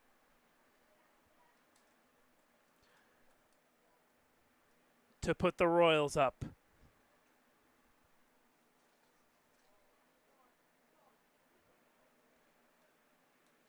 The 1-1 upstairs. Of course, beyond that, LaRue 0 for 2. Struck out in the first, popped out in the second. His 4th plate appearance of the game. Didn't get a piece of that one, as it's going to go. Actually, they're going to say you did get a piece of it, so it's a 2-2 count here. New batch of baseballs here. Adam Kahn took over for Braden Pakula in the last inning.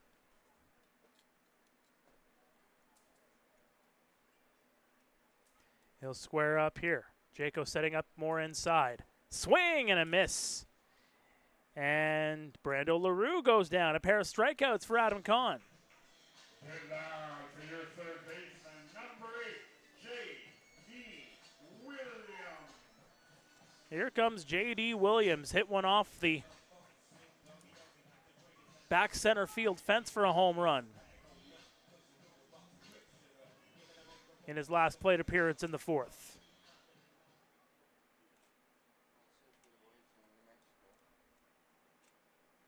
Has the runner in scoring position in Hector Yan.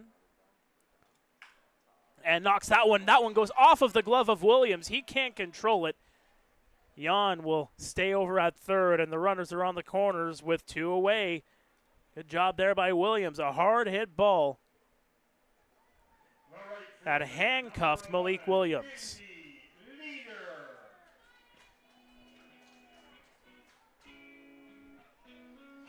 And this will bring up Andy Leader.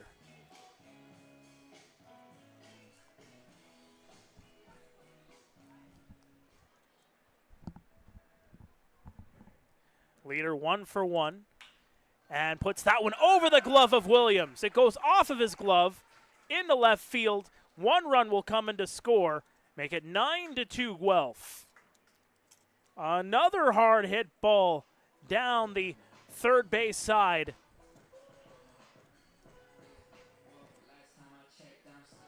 And the Royals stay alive here in the 5th. Time to turn up the volume for your first baseman, number 15, Josh Gordon. So Hector Yan will cross the plate for the first time in his IBL career. Couple of firsts for Mr. Yan here tonight. Here comes Josh Garton.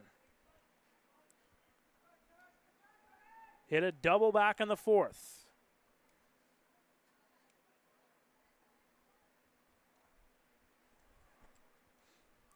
Couple of looks over. Chopper. This will be fielded by Maves over to first, and in time they'll get the out. But another couple of runs coming to score for the Guelph Royals, who are now up 9-2 on the Barrie Baycats as we go to break. Stay with us. This is Royals TV.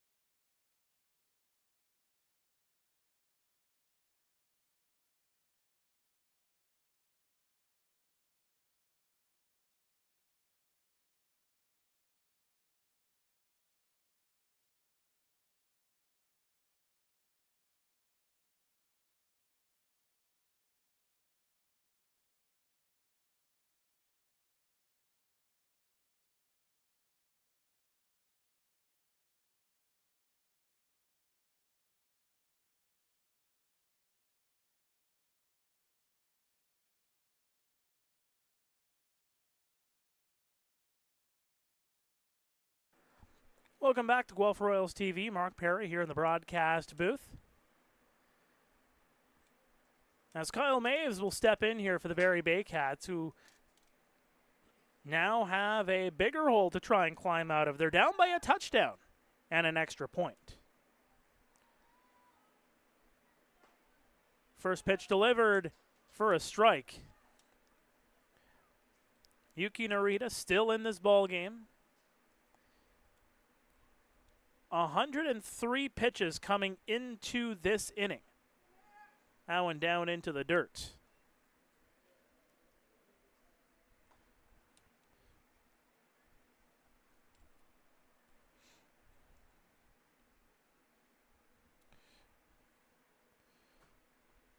The delivery, that one goes just outside.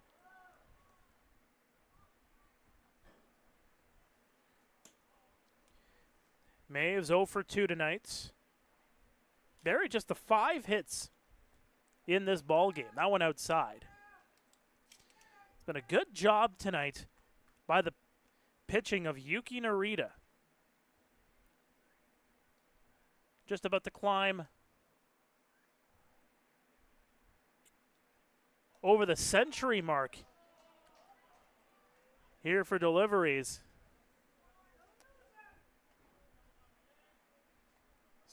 Rather, he's given up 6 hits, 2 runs. He's struck out 7. He's walked 3. The delivery fouled.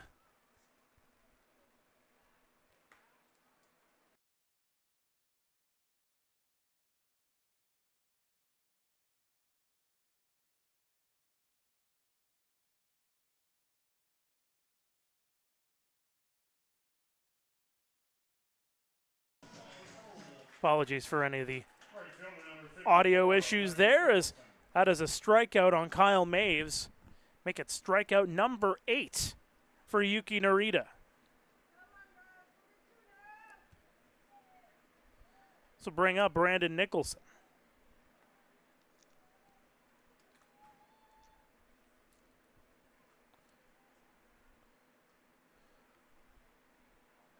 He'll watch that one go across for strike 1. Nicholson walked his last time up.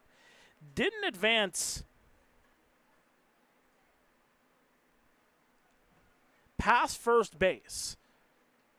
He was later stranded. There's a swing and got a piece of it for a foul tip.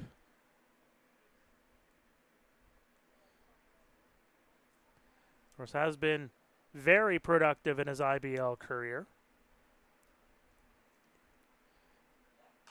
Big deadline addition by the Barrie Baycats as that's put into foul territory, and Josh Garton will come over to make the catch. Just like that, there's 2 away and back to the top of the order for Kenise Ejo.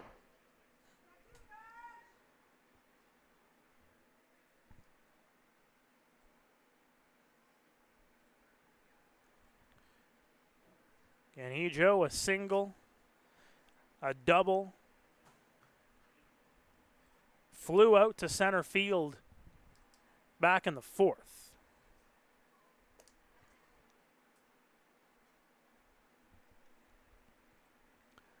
Narita deals, curved in there, got a lot of movement, broke inside for strike 1.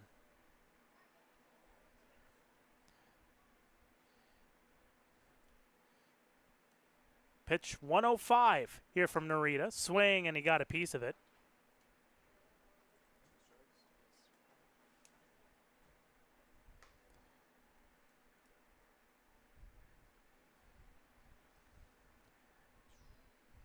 Yeah, 9-2 is the score line. Barrie took a 2-0 lead. And the Royals have since answered with 9 straight, including 6 back in the 4th. Narita deals inside. Ejo gets out of the way of that one.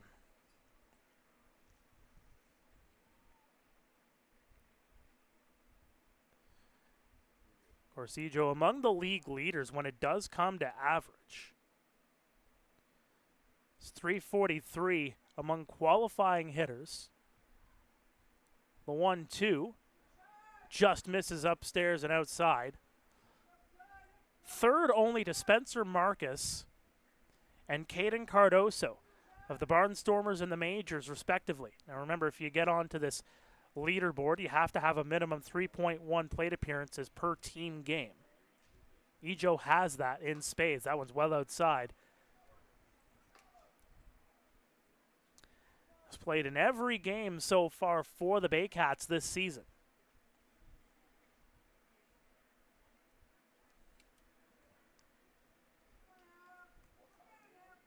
Also, second to Spencer Marcus in hits. He's got 46 hits, make it 48 now here in this game. And that'll miss downstairs for a walk. So I should mention that the Barnstormers are off tonight. So Ejo technically has taken the league lead when it comes to hits in the IBL with 48 on the season. 2 for 3, he remains with that free pass with 2 away to bring up Adam Odd.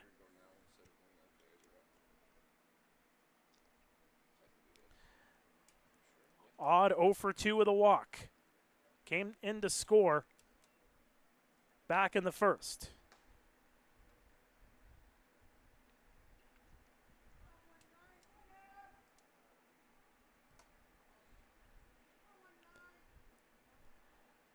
Narita still in this ball game. You have to think there's going to be some kind of activity in the Royals bullpen at some point. Ejo takes his lead. Here comes the 1-1. Knocked high and foul.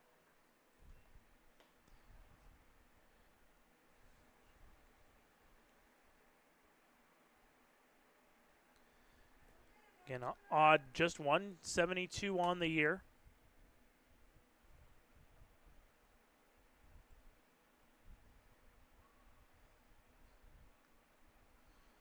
Comes up big when he needs to.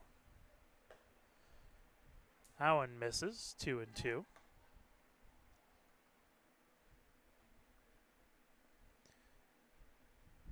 Snapped a 3-game slump with a 1 for 5 outing against Kitchener.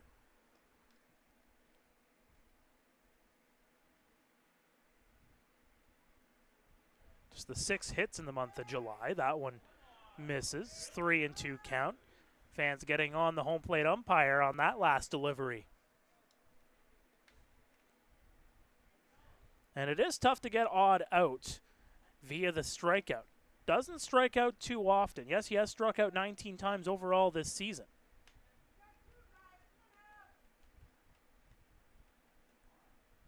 Seven times he's been struck out in the month of July. As that one's going to be hit off the facing of the Hastings Stadium grandstand.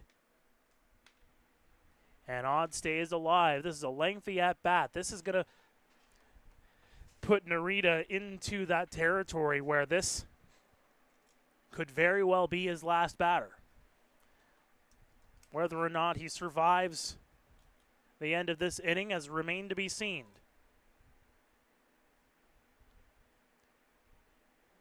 Pitch 116.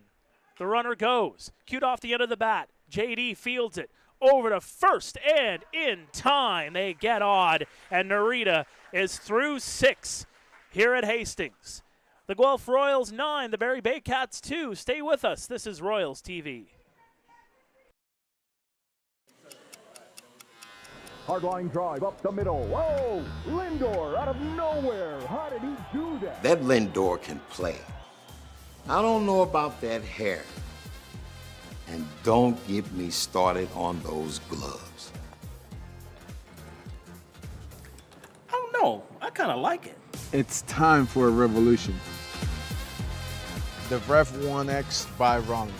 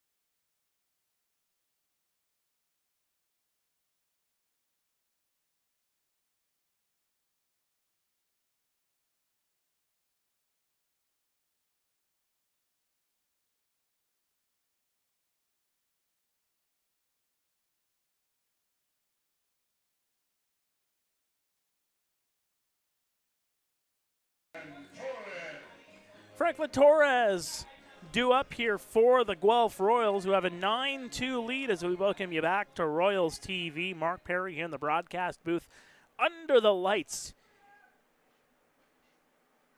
here at Hastings Stadium on a Wednesday night. That one's going to go across for strike one. One of 3 games happening in the IBL. A quick scoreboard update. Bottom 5 in Toronto. The Hamilton Cardinals have an even dozen on the board. 12-0 on the Toronto Maple Leafs, as that one's going to go well outside even the count on at 1-1 on Torres. The other one, of course, the one that the Baycats are paying a little bit more attention to. You can even say the same for the Guelph Royals. The Welland Jackfish, bottom 6, 14-0. As that one's going to get right over to Williams. Over, and he overthrows that one out of play. That is going to allow Torres to advance to second. He sky-mailed that one.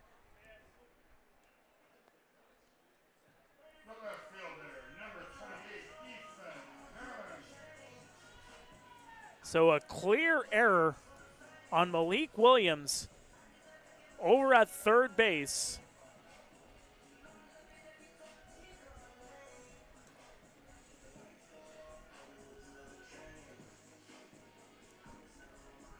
It was fielded cleanly, mind you, by Malik, but just got a little bit too much air underneath it.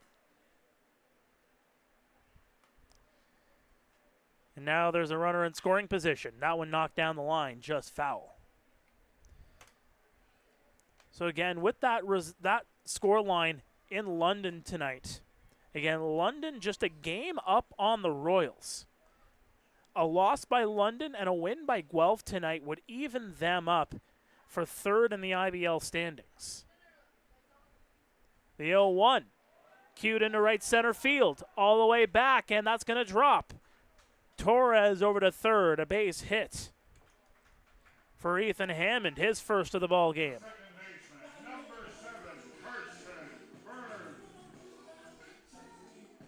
So runners on the corners with nobody out here in the 6th.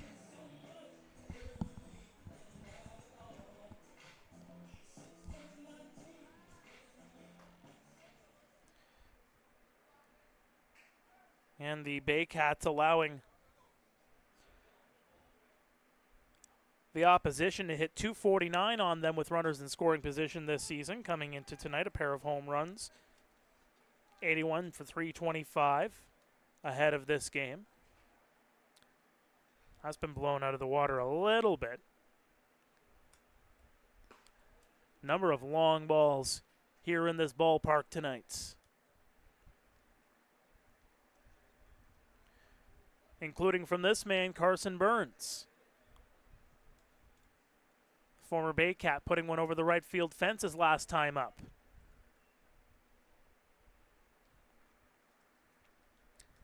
Adam Kahn remains in the game. Took over for Braden Pakala.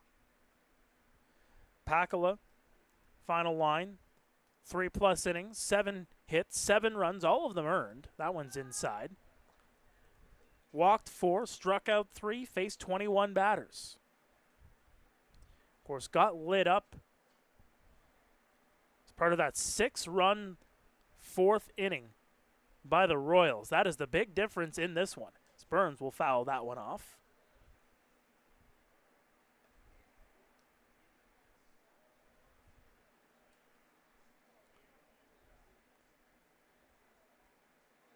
And Kahn just in his second appearance of the season. That one misses downstairs. And again, just by virtue of that 12-0 scoreline for Hamilton. Hamilton, a game back of Chatham-Kent. They're 5 games back of Guelph. That one's going to get by one. Won't get by the second. Over to play the bag. They're not going to be able to control it. Kahn unable to snow cone that ball as he came over to play first. And another run comes in to score for the Royals. Burns gets on for the 3rd time tonight.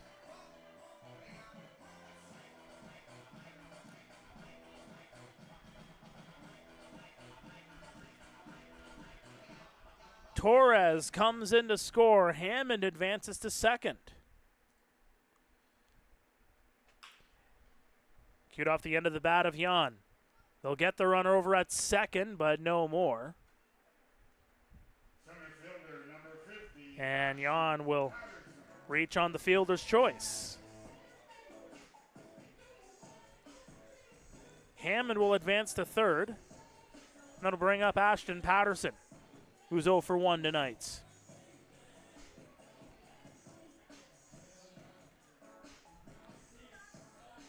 Burns is being credited with the single, though it might have been more of a misplay over at first, to be honest with you.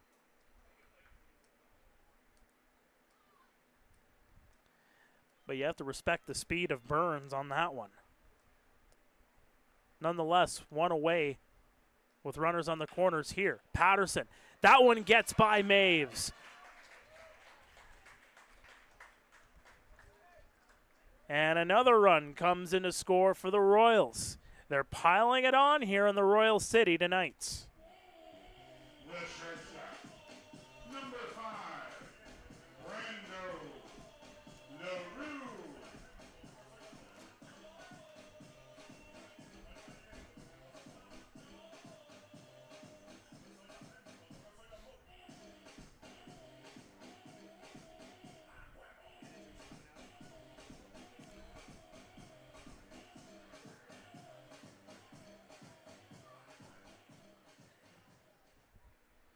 And now we'll have a mound visit here. As again, the conversation continues on how to stop this Guelph Royals team from piling up the runs. Remember, Guelph coming into tonight, 159 runs. 8th in the IBL in that category, as Adam Kahn will come into the ball game. We'll introduce a new pitcher when we come back. Stay with us. It's 11-2 Guelph here on Royals TV.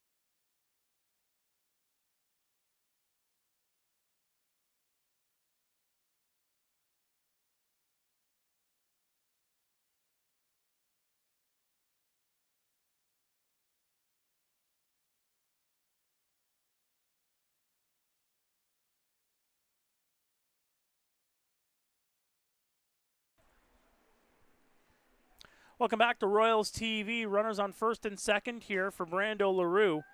Ryan Lacasse now the pitcher.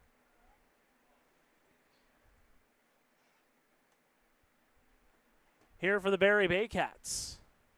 Look over at Jan. That one's popped up. Playable here for Jaco. Jaco will get underneath it. He'll make the catch. Brando LaRue retired on the F2. Number 8, J.D.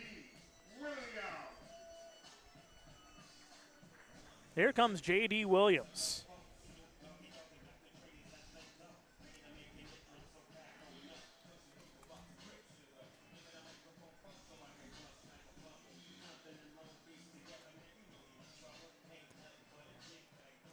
Still a couple of runners on, and looks like time is being called here.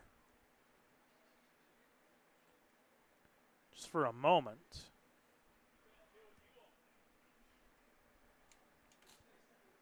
Lacasse gets set up. That one just missing for ball one. Lacasse into his 11th game on the season, a 4.10 ERA. That one goes across for a strike. 1-1 the count. 15 1/3 innings pitched. He struck out 7. He's walked 6.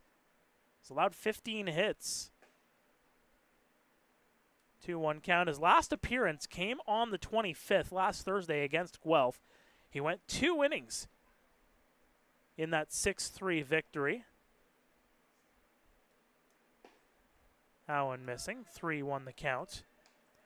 Gave up 3 runs on 5 hits. Faced 11 batters in that one.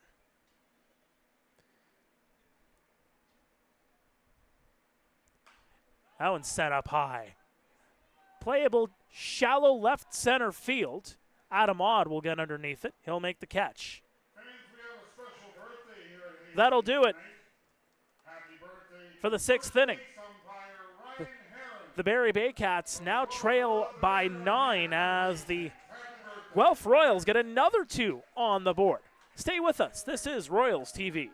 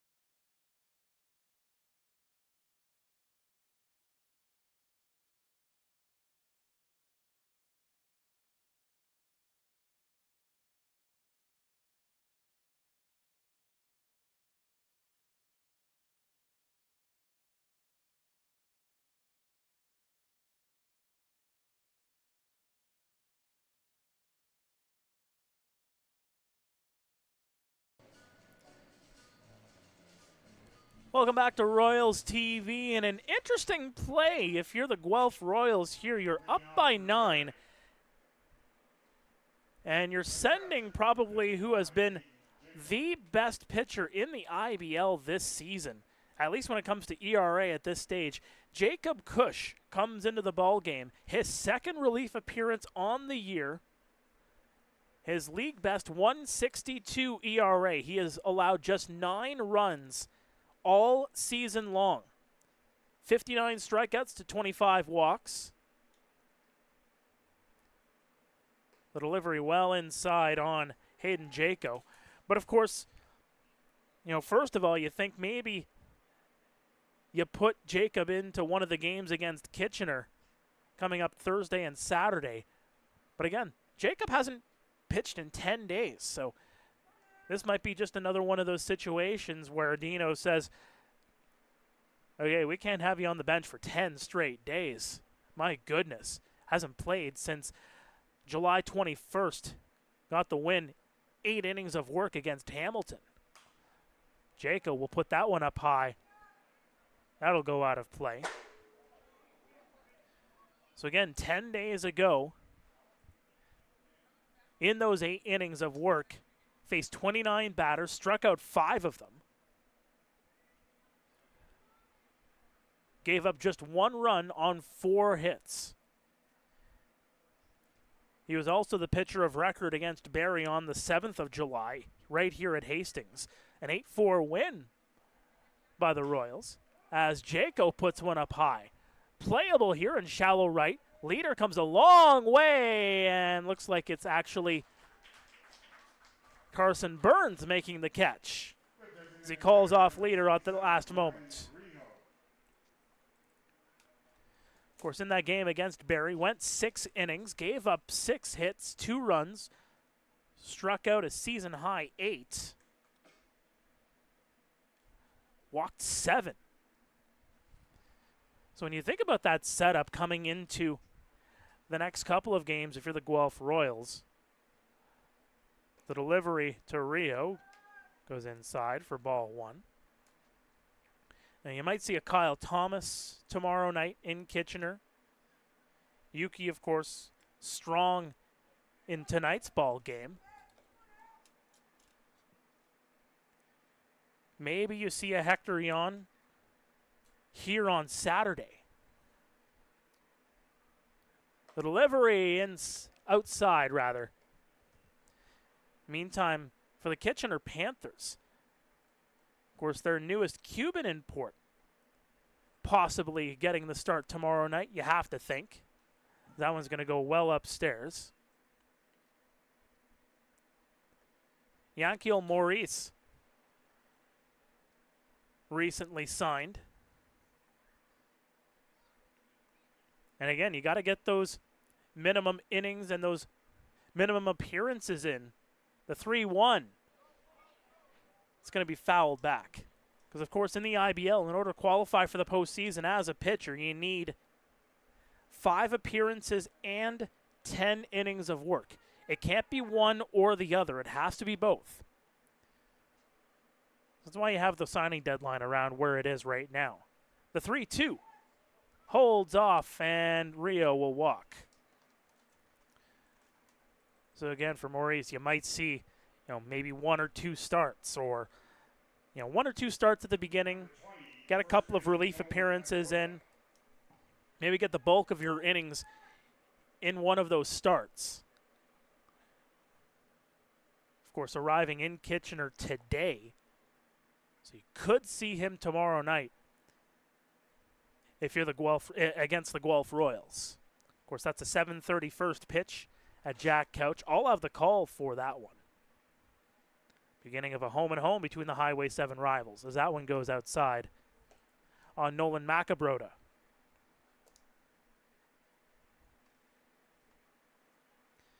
Plenty of options, to say the least. This has been a deadly pitching staff for the Guelph Royals this season. They'll get the one. They're not going to attempt the throw on Macabrota over at first, so Macabrota will get on the fielder's choice.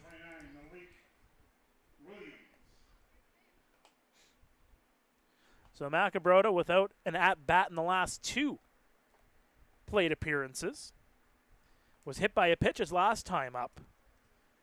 And now here comes Malik Williams, who also just has the one. Well, he just has the 1 plate appearance, 3 plate appearances, 1 at-bat technically, 2 walks and a single to his credit here tonight.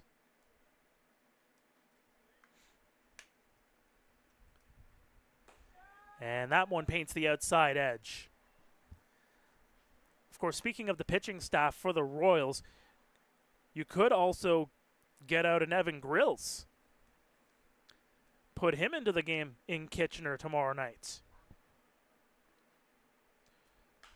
And that'll be fouled off by Williams. Because again, beyond these 2 games against the Panthers, who again are fighting for their lives for a playoff spot, with the Brantford Red Sox. After Saturday, you do have a few games in a short period of time. In Toronto on Sunday, hosting Chatham-Kent Tuesday, hosting Kitchener next Wednesday.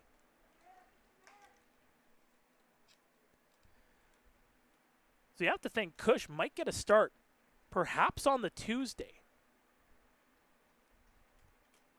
depending on how long he goes in this one. A 1-2 count here on Williams. Owen gets by, and that'll allow Macabrota to advance.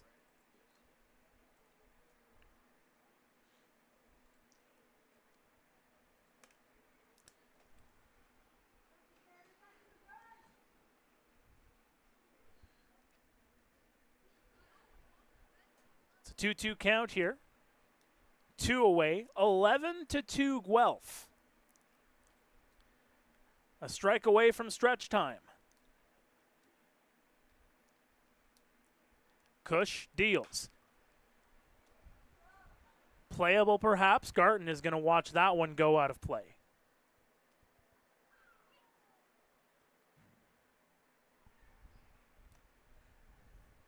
Again, it can't be underscored enough just how powerful Jacob Cush has been this season. But you look at the trio for the Barrie Baycats. Garces, Rosado, and Benitez. All three of them sub 250 ERA. Swing and a miss, strike 3. Jacob Cush gets out of the inning. We're heading to stretch time here at Hastings. It is Guelph 11, Barrie 2. We'll be back after this. Don't go anywhere. This is Royals TV.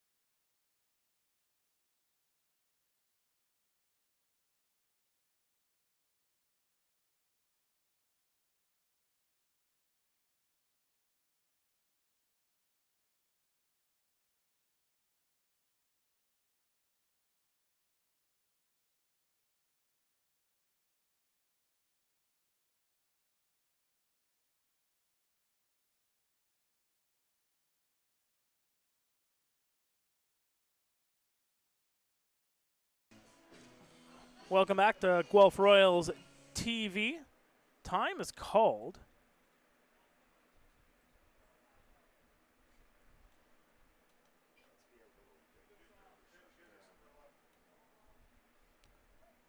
Ryan Lacasse remains in the ball game here. The delivery, swing and a miss for strike 1. Andy Leader, the batter, facing Ryan Lacasse. Third pitcher of the ball game. Braden Pakula started. Adam Kahn went after him. Leader, a pair of singles tonight. Watches that one go upstairs. Out of town scoreboard. Well, it seems Hamilton and Welland are going back and forth to say who's going to score more runs in a potential shutout. More on that in just a second. The 2-1 lasered into foul territory. Hamilton now with a 15-0 lead on the Toronto Maple Leafs in the bottom of the 6th. Meantime, Welland, they have 14 on the board, blanking the London Majors in the top half of the 8th. The 2-2 is going to be fouled back.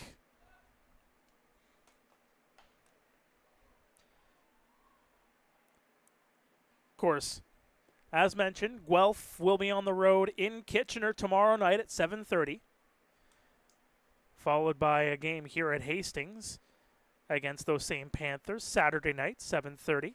Swing and a miss. Leader goes down on strikes.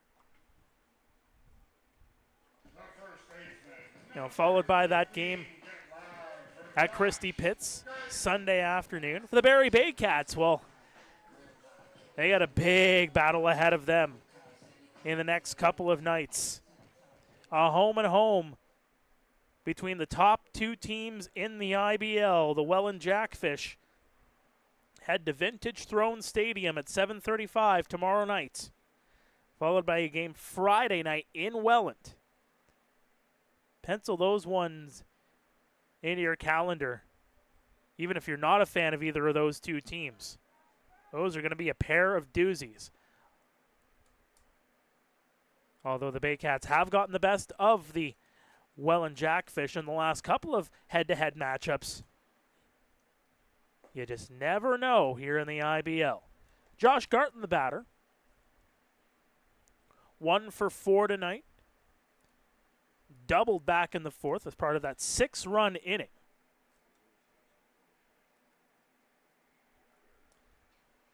The delivery in and out of the glove of Hayden Jaco.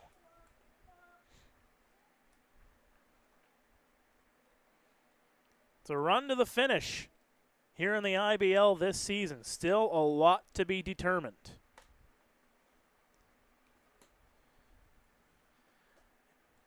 If all the games hold their score lines, as that one sent into the good night. Back, all the way back, and against the fence. It'll bounce over the fence. No, it's a home run. Josh Garton goes yard for the first time since June 19th. And the third base umpire signaled home run. Hammond is contesting that it bounced out of play. To be honest, I thought it was a ground rule double from here. Garton is staying there at home plate. Now they're getting together. Based on my vantage point, I thought that was a ground rule double.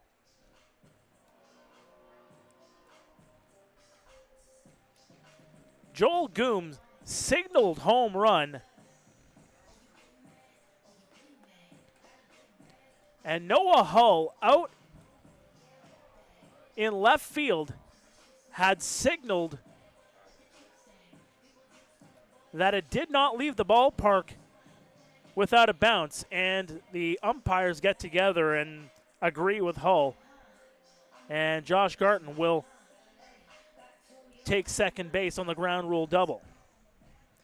It's what I thought it was.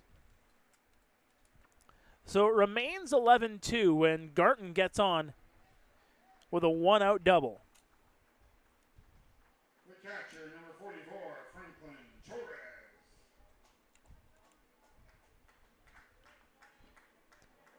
To bring up Franklin Torres. Can he get Garton around the rest of the way?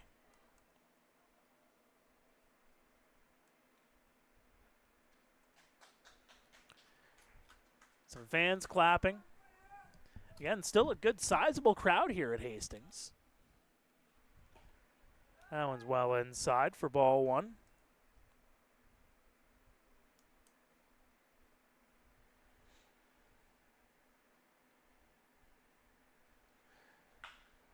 That one's queued up a long way. Back, playable perhaps? Yes, caught by Ejo. He'll throw it back into the infield, and Garton will take third. Torres hammered that one deep to center field. And again, hits that one into a portion of the ballpark where if we're at a couple particular ballparks here in the IBL, that is a no-doubt home run.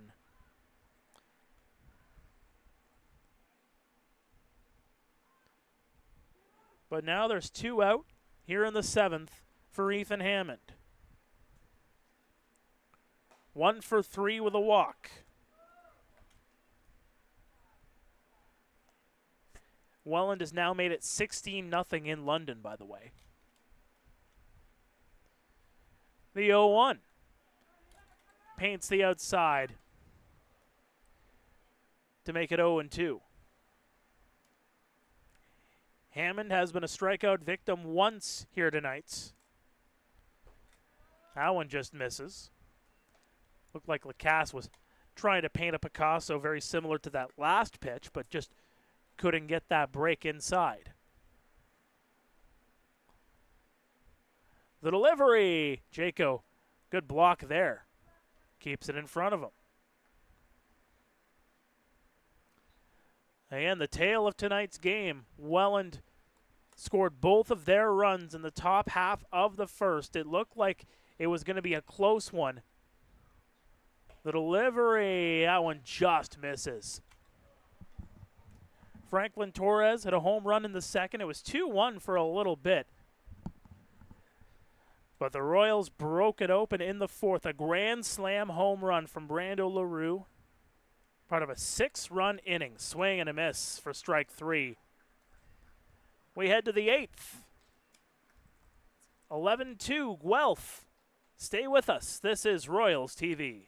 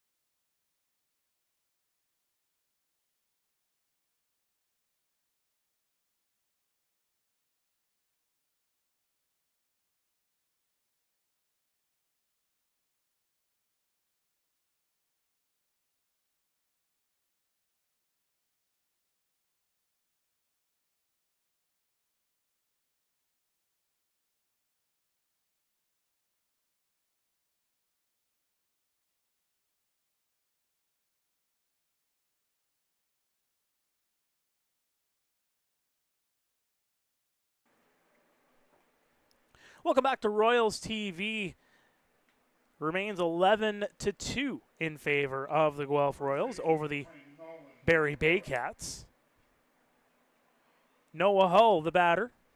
Bottom of the order due up here for the Barrie Baycats, taking on Jacob Cush, who comes back in. Second inning of work. Swing and a miss for strike 1. Again, Cush, well, as we talked about before, a 1.62 ERA leads the IBL among qualifying pitchers.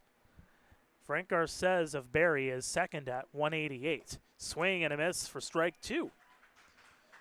Ben Abram in third at 214. Cesar Rosado, 234. Benitez of the Baycats at 242. 3 of the top 5 pitchers in the IBL when it comes to ERA, members of the Barrie Baycats.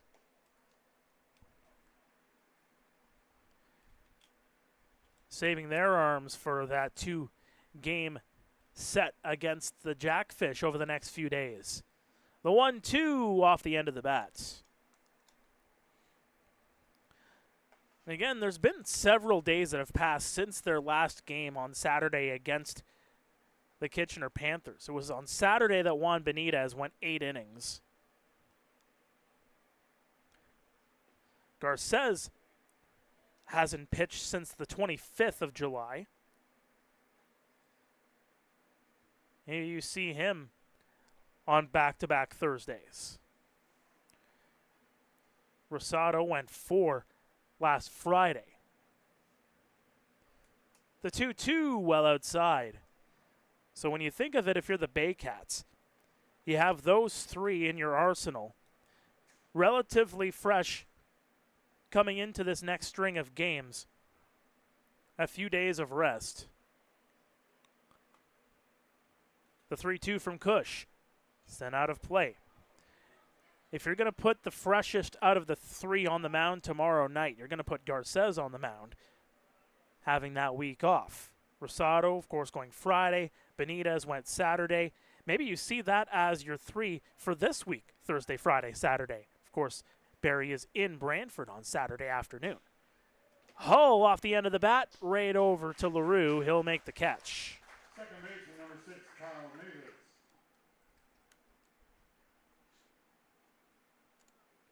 So Kyle Maves comes in, 0 for 3 tonight.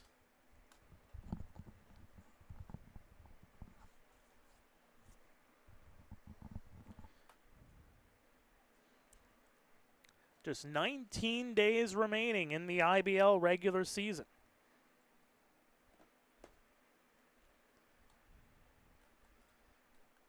I have to wonder who's going to end up with the Players and Pitchers of the Month awards.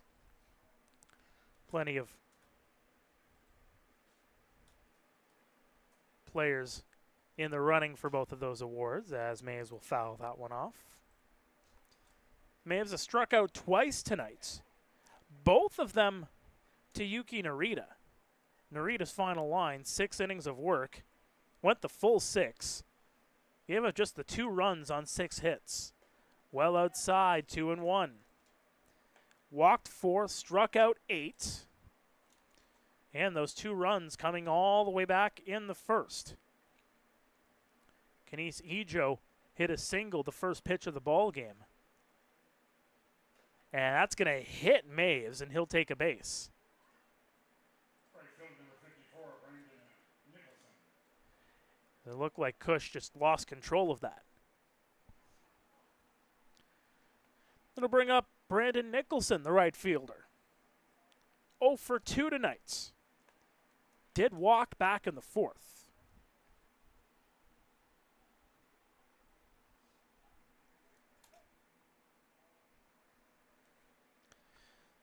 Again, Guelph, one of the things that they have going for them too is the games in hand. Game number 30 tonight.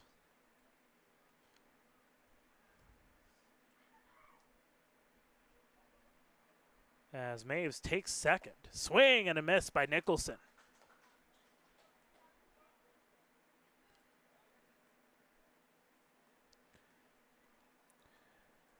Of course, Guelph and London will both be at 30 games played after tonight. Welland and Barrie will be at 32, so 2 games in hand for both the Majors and the Royals, who will look to try and climb within the top 2 of the standings.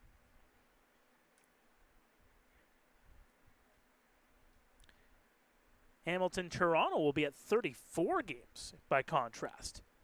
Most games played in the IBL. The 1-2. Cute off the end of the bat. Playable here.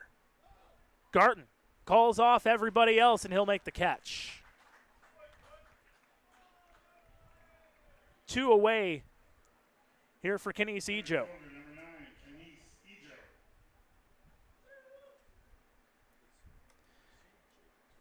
Ejo. Ejo 2 for 3, a single and a double. Has since flown out and walked. And again, just one last look at the standings here. Welland An 18-0 lead, by the way, right now. Well on their way, unless something drastic happens, will improve to 25-7. The delivery, one goes under the knees of Ejo. 25-7.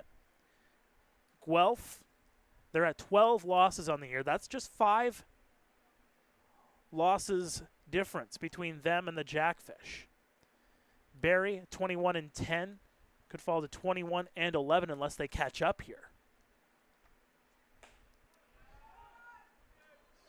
The appeal over to first saying Ejo went around there. So again, with a Welland win and a Barrie loss tonight, Barrie will fall to 4 games back of Welland with 10 games remaining on the season.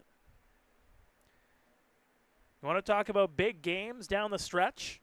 These next 2 for the Baycats are going to be huge, which makes these next couple of innings against the Royals big innings as well, because you want to try and take something from this game. It's a game that's gotten away from you, but you want to get your big hitters to get a couple of good at-bats here and have a little bit of confidence going into the next couple of games. The delivery well outside. It's going to be tough, though, to get it off of Jacob Cush, who has been dialed in since coming in here. Has allowed 3 base runners. Hasn't allowed a hit since coming into the game, though. Swing and a miss, strike 3. Ejo goes down. We head to the bottom of the 8th here at Hastings. This is Royals TV, Guelph 11, Barrie 2.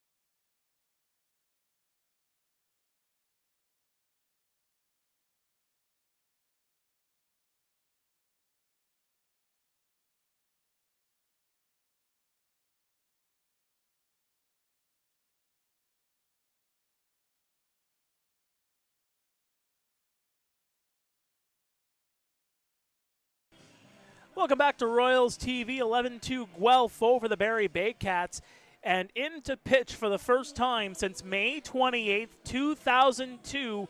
It is Barrie's designated hitter, Ryan Rio, taking the mound. His second career time taking to the mound in the IBL. Trying to rest up some arms heading into 2 big games against the Welland Jackfish. Probably told, just throw strikes. And he does it right there on his former teammate, Carson Burns. Rio, in his last pitching appearance, it was in a 12-2 loss against London as Burns sends that one a long way.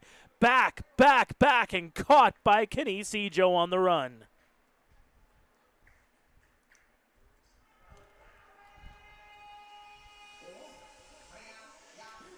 So in that game against the London Majors on May 28th, 2022, he faced 6 batters, went a full inning, gave up a run on 2 hits, struck out 1, walked nobody. And how about this for a matchup? Ryan Rio, the pitcher, versus Hector Yon, the DH. Usually a pitcher in the batter's box, usually a batter on the pitcher's mound.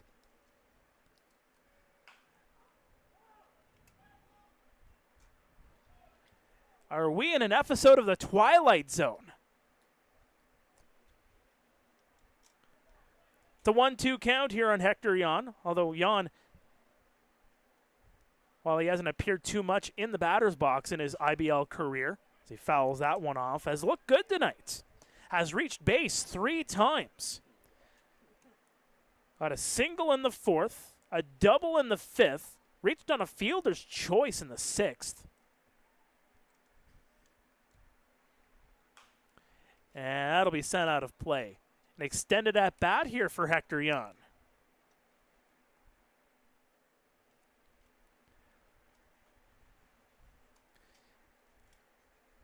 He is throwing strikes, but Yon is just getting to it, and he'll try to get that one through the gap. That was a weird hop, but fielded cleanly by Maves, and that'll be the second out of the inning as he gets it over to first.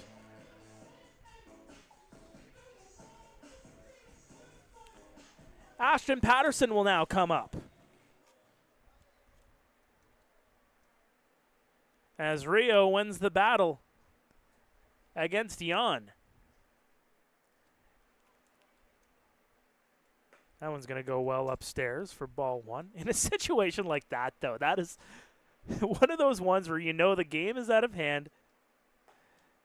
And that's one of those times where you're just out there again, just throw some strikes and just have some fun. Get some positive vibes going. As that one's going to be sent out of play. Get those positive vibes going and try to get that energy underneath you.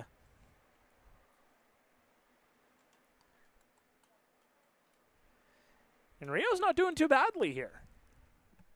He's been throwing some consistent strikes. That one goes just upstairs. Didn't miss by much there.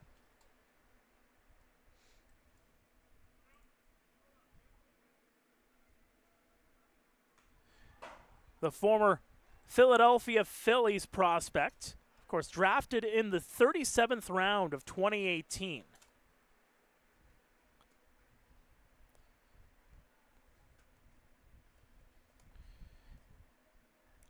I think beyond that 2022 appearance, I don't know if he has actually pitched as an adult. I'd have to go back to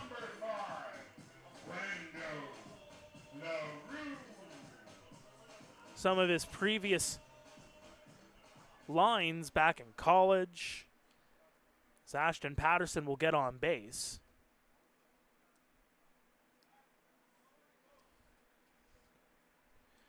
Brando LaRue now in the batter's box. He'll foul that one off.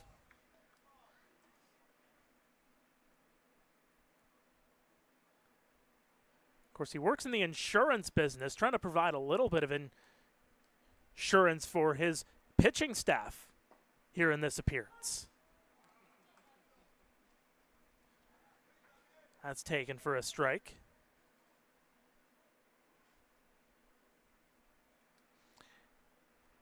That one's well outside. It gets away from Rio there.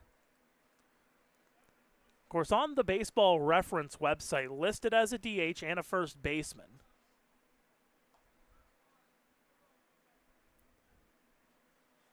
The only year listed on here was 2019 when he played for Lubbock Christian in the NCAA, and that is going to hit him. And LaRue will take a base here.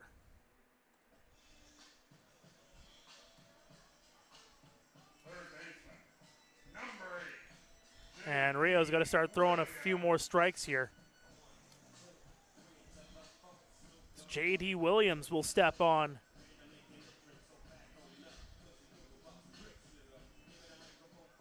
here for the Guelph Royals. Again, 11-2 is the score.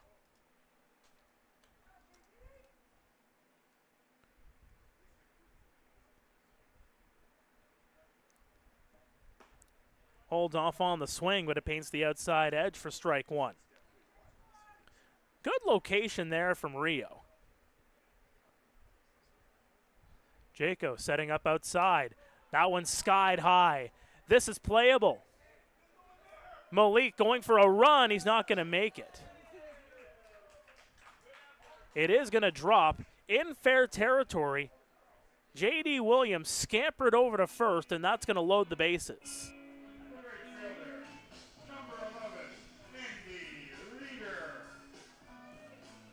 So after retiring the first two batters, Rio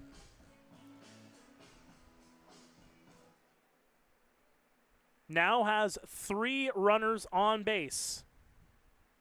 Patterson on third, trapped there by Jaco. Patterson's on third, LaRue's on second, Williams is on first. And with 2 away against Andy Leader, this is just focus on the batter. So Williams will get put on with the single. Again, Patterson walked. It's a 2-1 count here on Leader. The delivery sends that one deep into the deepest part of the ballpark, and that is the second Grand Slam home run of the ball game for the Guelph Royals. Andy Leader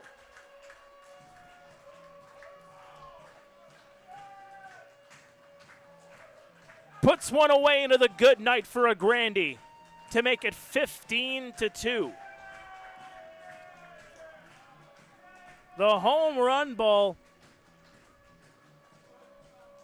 has been doing well for the Guelph Royals here tonight.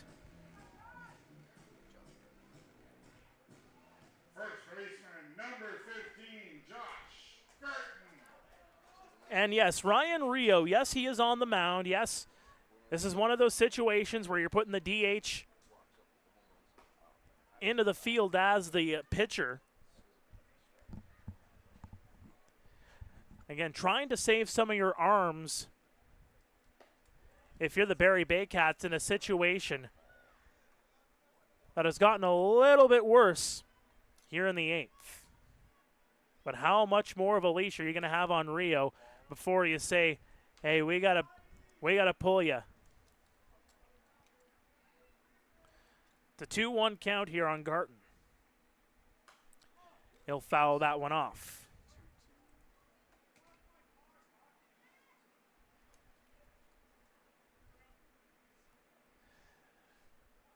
Garton, one of the hottest hitters coming in throughout the first few games of the season. The 2-2 fouled off. Cooled off a bit. Has started to heat up again.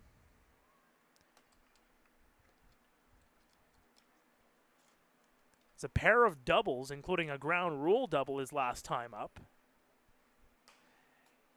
This is playable. Malik Williams shading into foul territory. He'll come over and he'll make the catch. Rio gets through the inning, but not without a grand slam home run from Andy Leader. The Guelph Royals have a 15-2 lead on the Barrie Baycats as we head to the 9th. Guelph Royals look to wrap things up here at Hastings under the lights on a Wednesday night. Stay with us. This is Royals TV.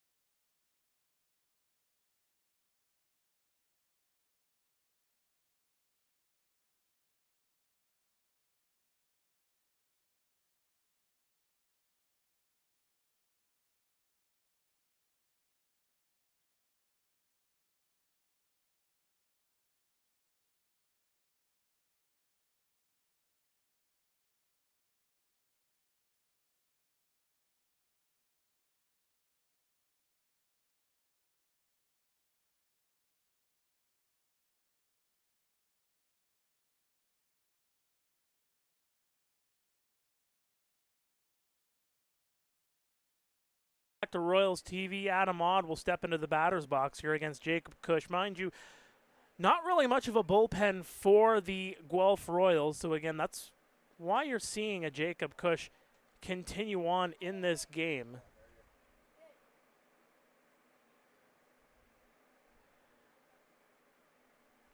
Into his third inning of work.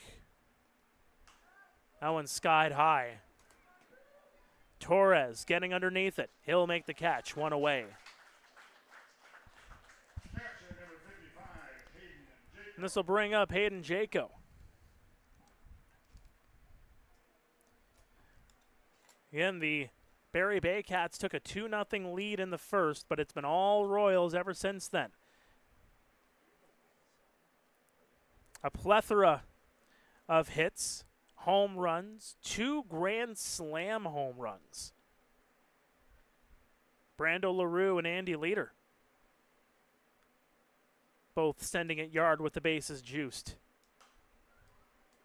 to give the Royals this sizable 15-2 lead. And it's been the common theme in the IBL this evening as we take a final look around the IBL. Top of the 8th, Hamilton has a 15-5 lead on the Toronto Maple Leafs. The delivery right on the outside edge for a strike. And in the bottom of the 9th, London looking to climb out of an 18-0 hole on the Welland Jackfish. Well, we all know how that one's going to end. Hasn't been the Majors' night. That is for sure. Just 3 hits in that one for London on the Jackfish. Toronto, they got those 5 runs on 9 hits. Here in this game, 15 runs on 15 hits for the Guelph Royals. The delivery well outside and upstairs, 2-2. Jaco 2 for 4 tonight. Pair of singles his first 2 times up. And both of these 2 teams settling in for home and homes in the next couple of games. Jaco puts that one into foul territory. Garton comes over. He'll make the catch, and the Baycats are down to their final outs. And here comes Ryan Rio. It's been extra busy here tonight. Came in as the DH. 0 for 3. A walk back in the 7th, his last time up. Pitched a full inning in the 8th. And Rio launches that one all the way back. And it is gone. That'll put the Baycats on the board for the first time since the first inning. Ryan Rio with a laser to dead center. A home run to make it 15-3.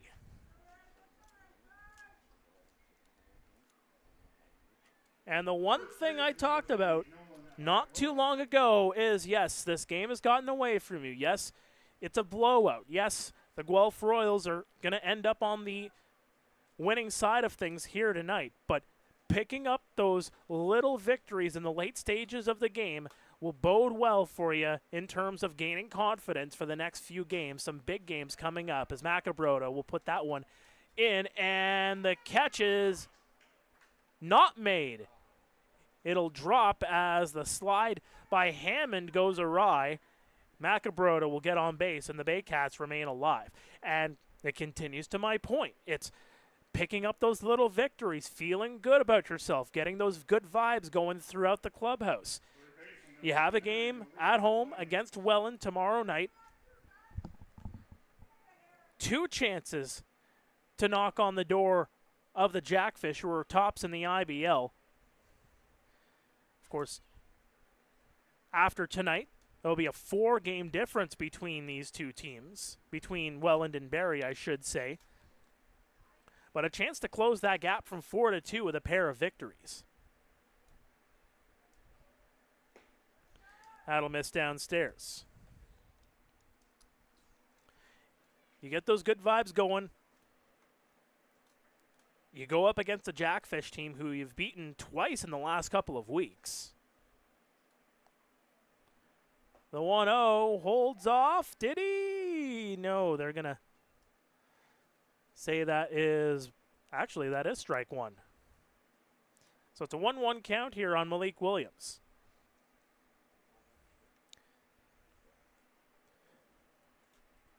Still a lot of runway to go in terms of games, especially head-to-head, and Malik Williams swings at that one for strike two. Final strike needed here from Jacob Cush to get out of this one. Fans get loud here at Hastings. The delivery, and that's strike three, and that's the ball game. Jacob Cush finishes it with a punch-out. His third strikeout of the game. He goes 3 innings for the victory. What a ball game for the Guelph Royals. Down 2-0 after the first. Franklin Torres with a home run in the second to make it 2-1. And then, of course, that fourth inning came and a whole lot of things changed. Brando LaRue with a grand slam home run. J.D. Williams also homered in that one. That is 2 of 4 homers in this game for the Guelph Royals. 2 grand slams. Andy Leader hit a slam in the 8th. Yuki Narita went 6 strong, gave up just 2 runs on 6 hits. Struck out 8 in that one. The Guelph Royals improved to 18-12 on the year. They have 12 games remaining, folks. We're getting to near the end of the season. The Barrie Baycats fall to 21-11. The final scores around the IBL.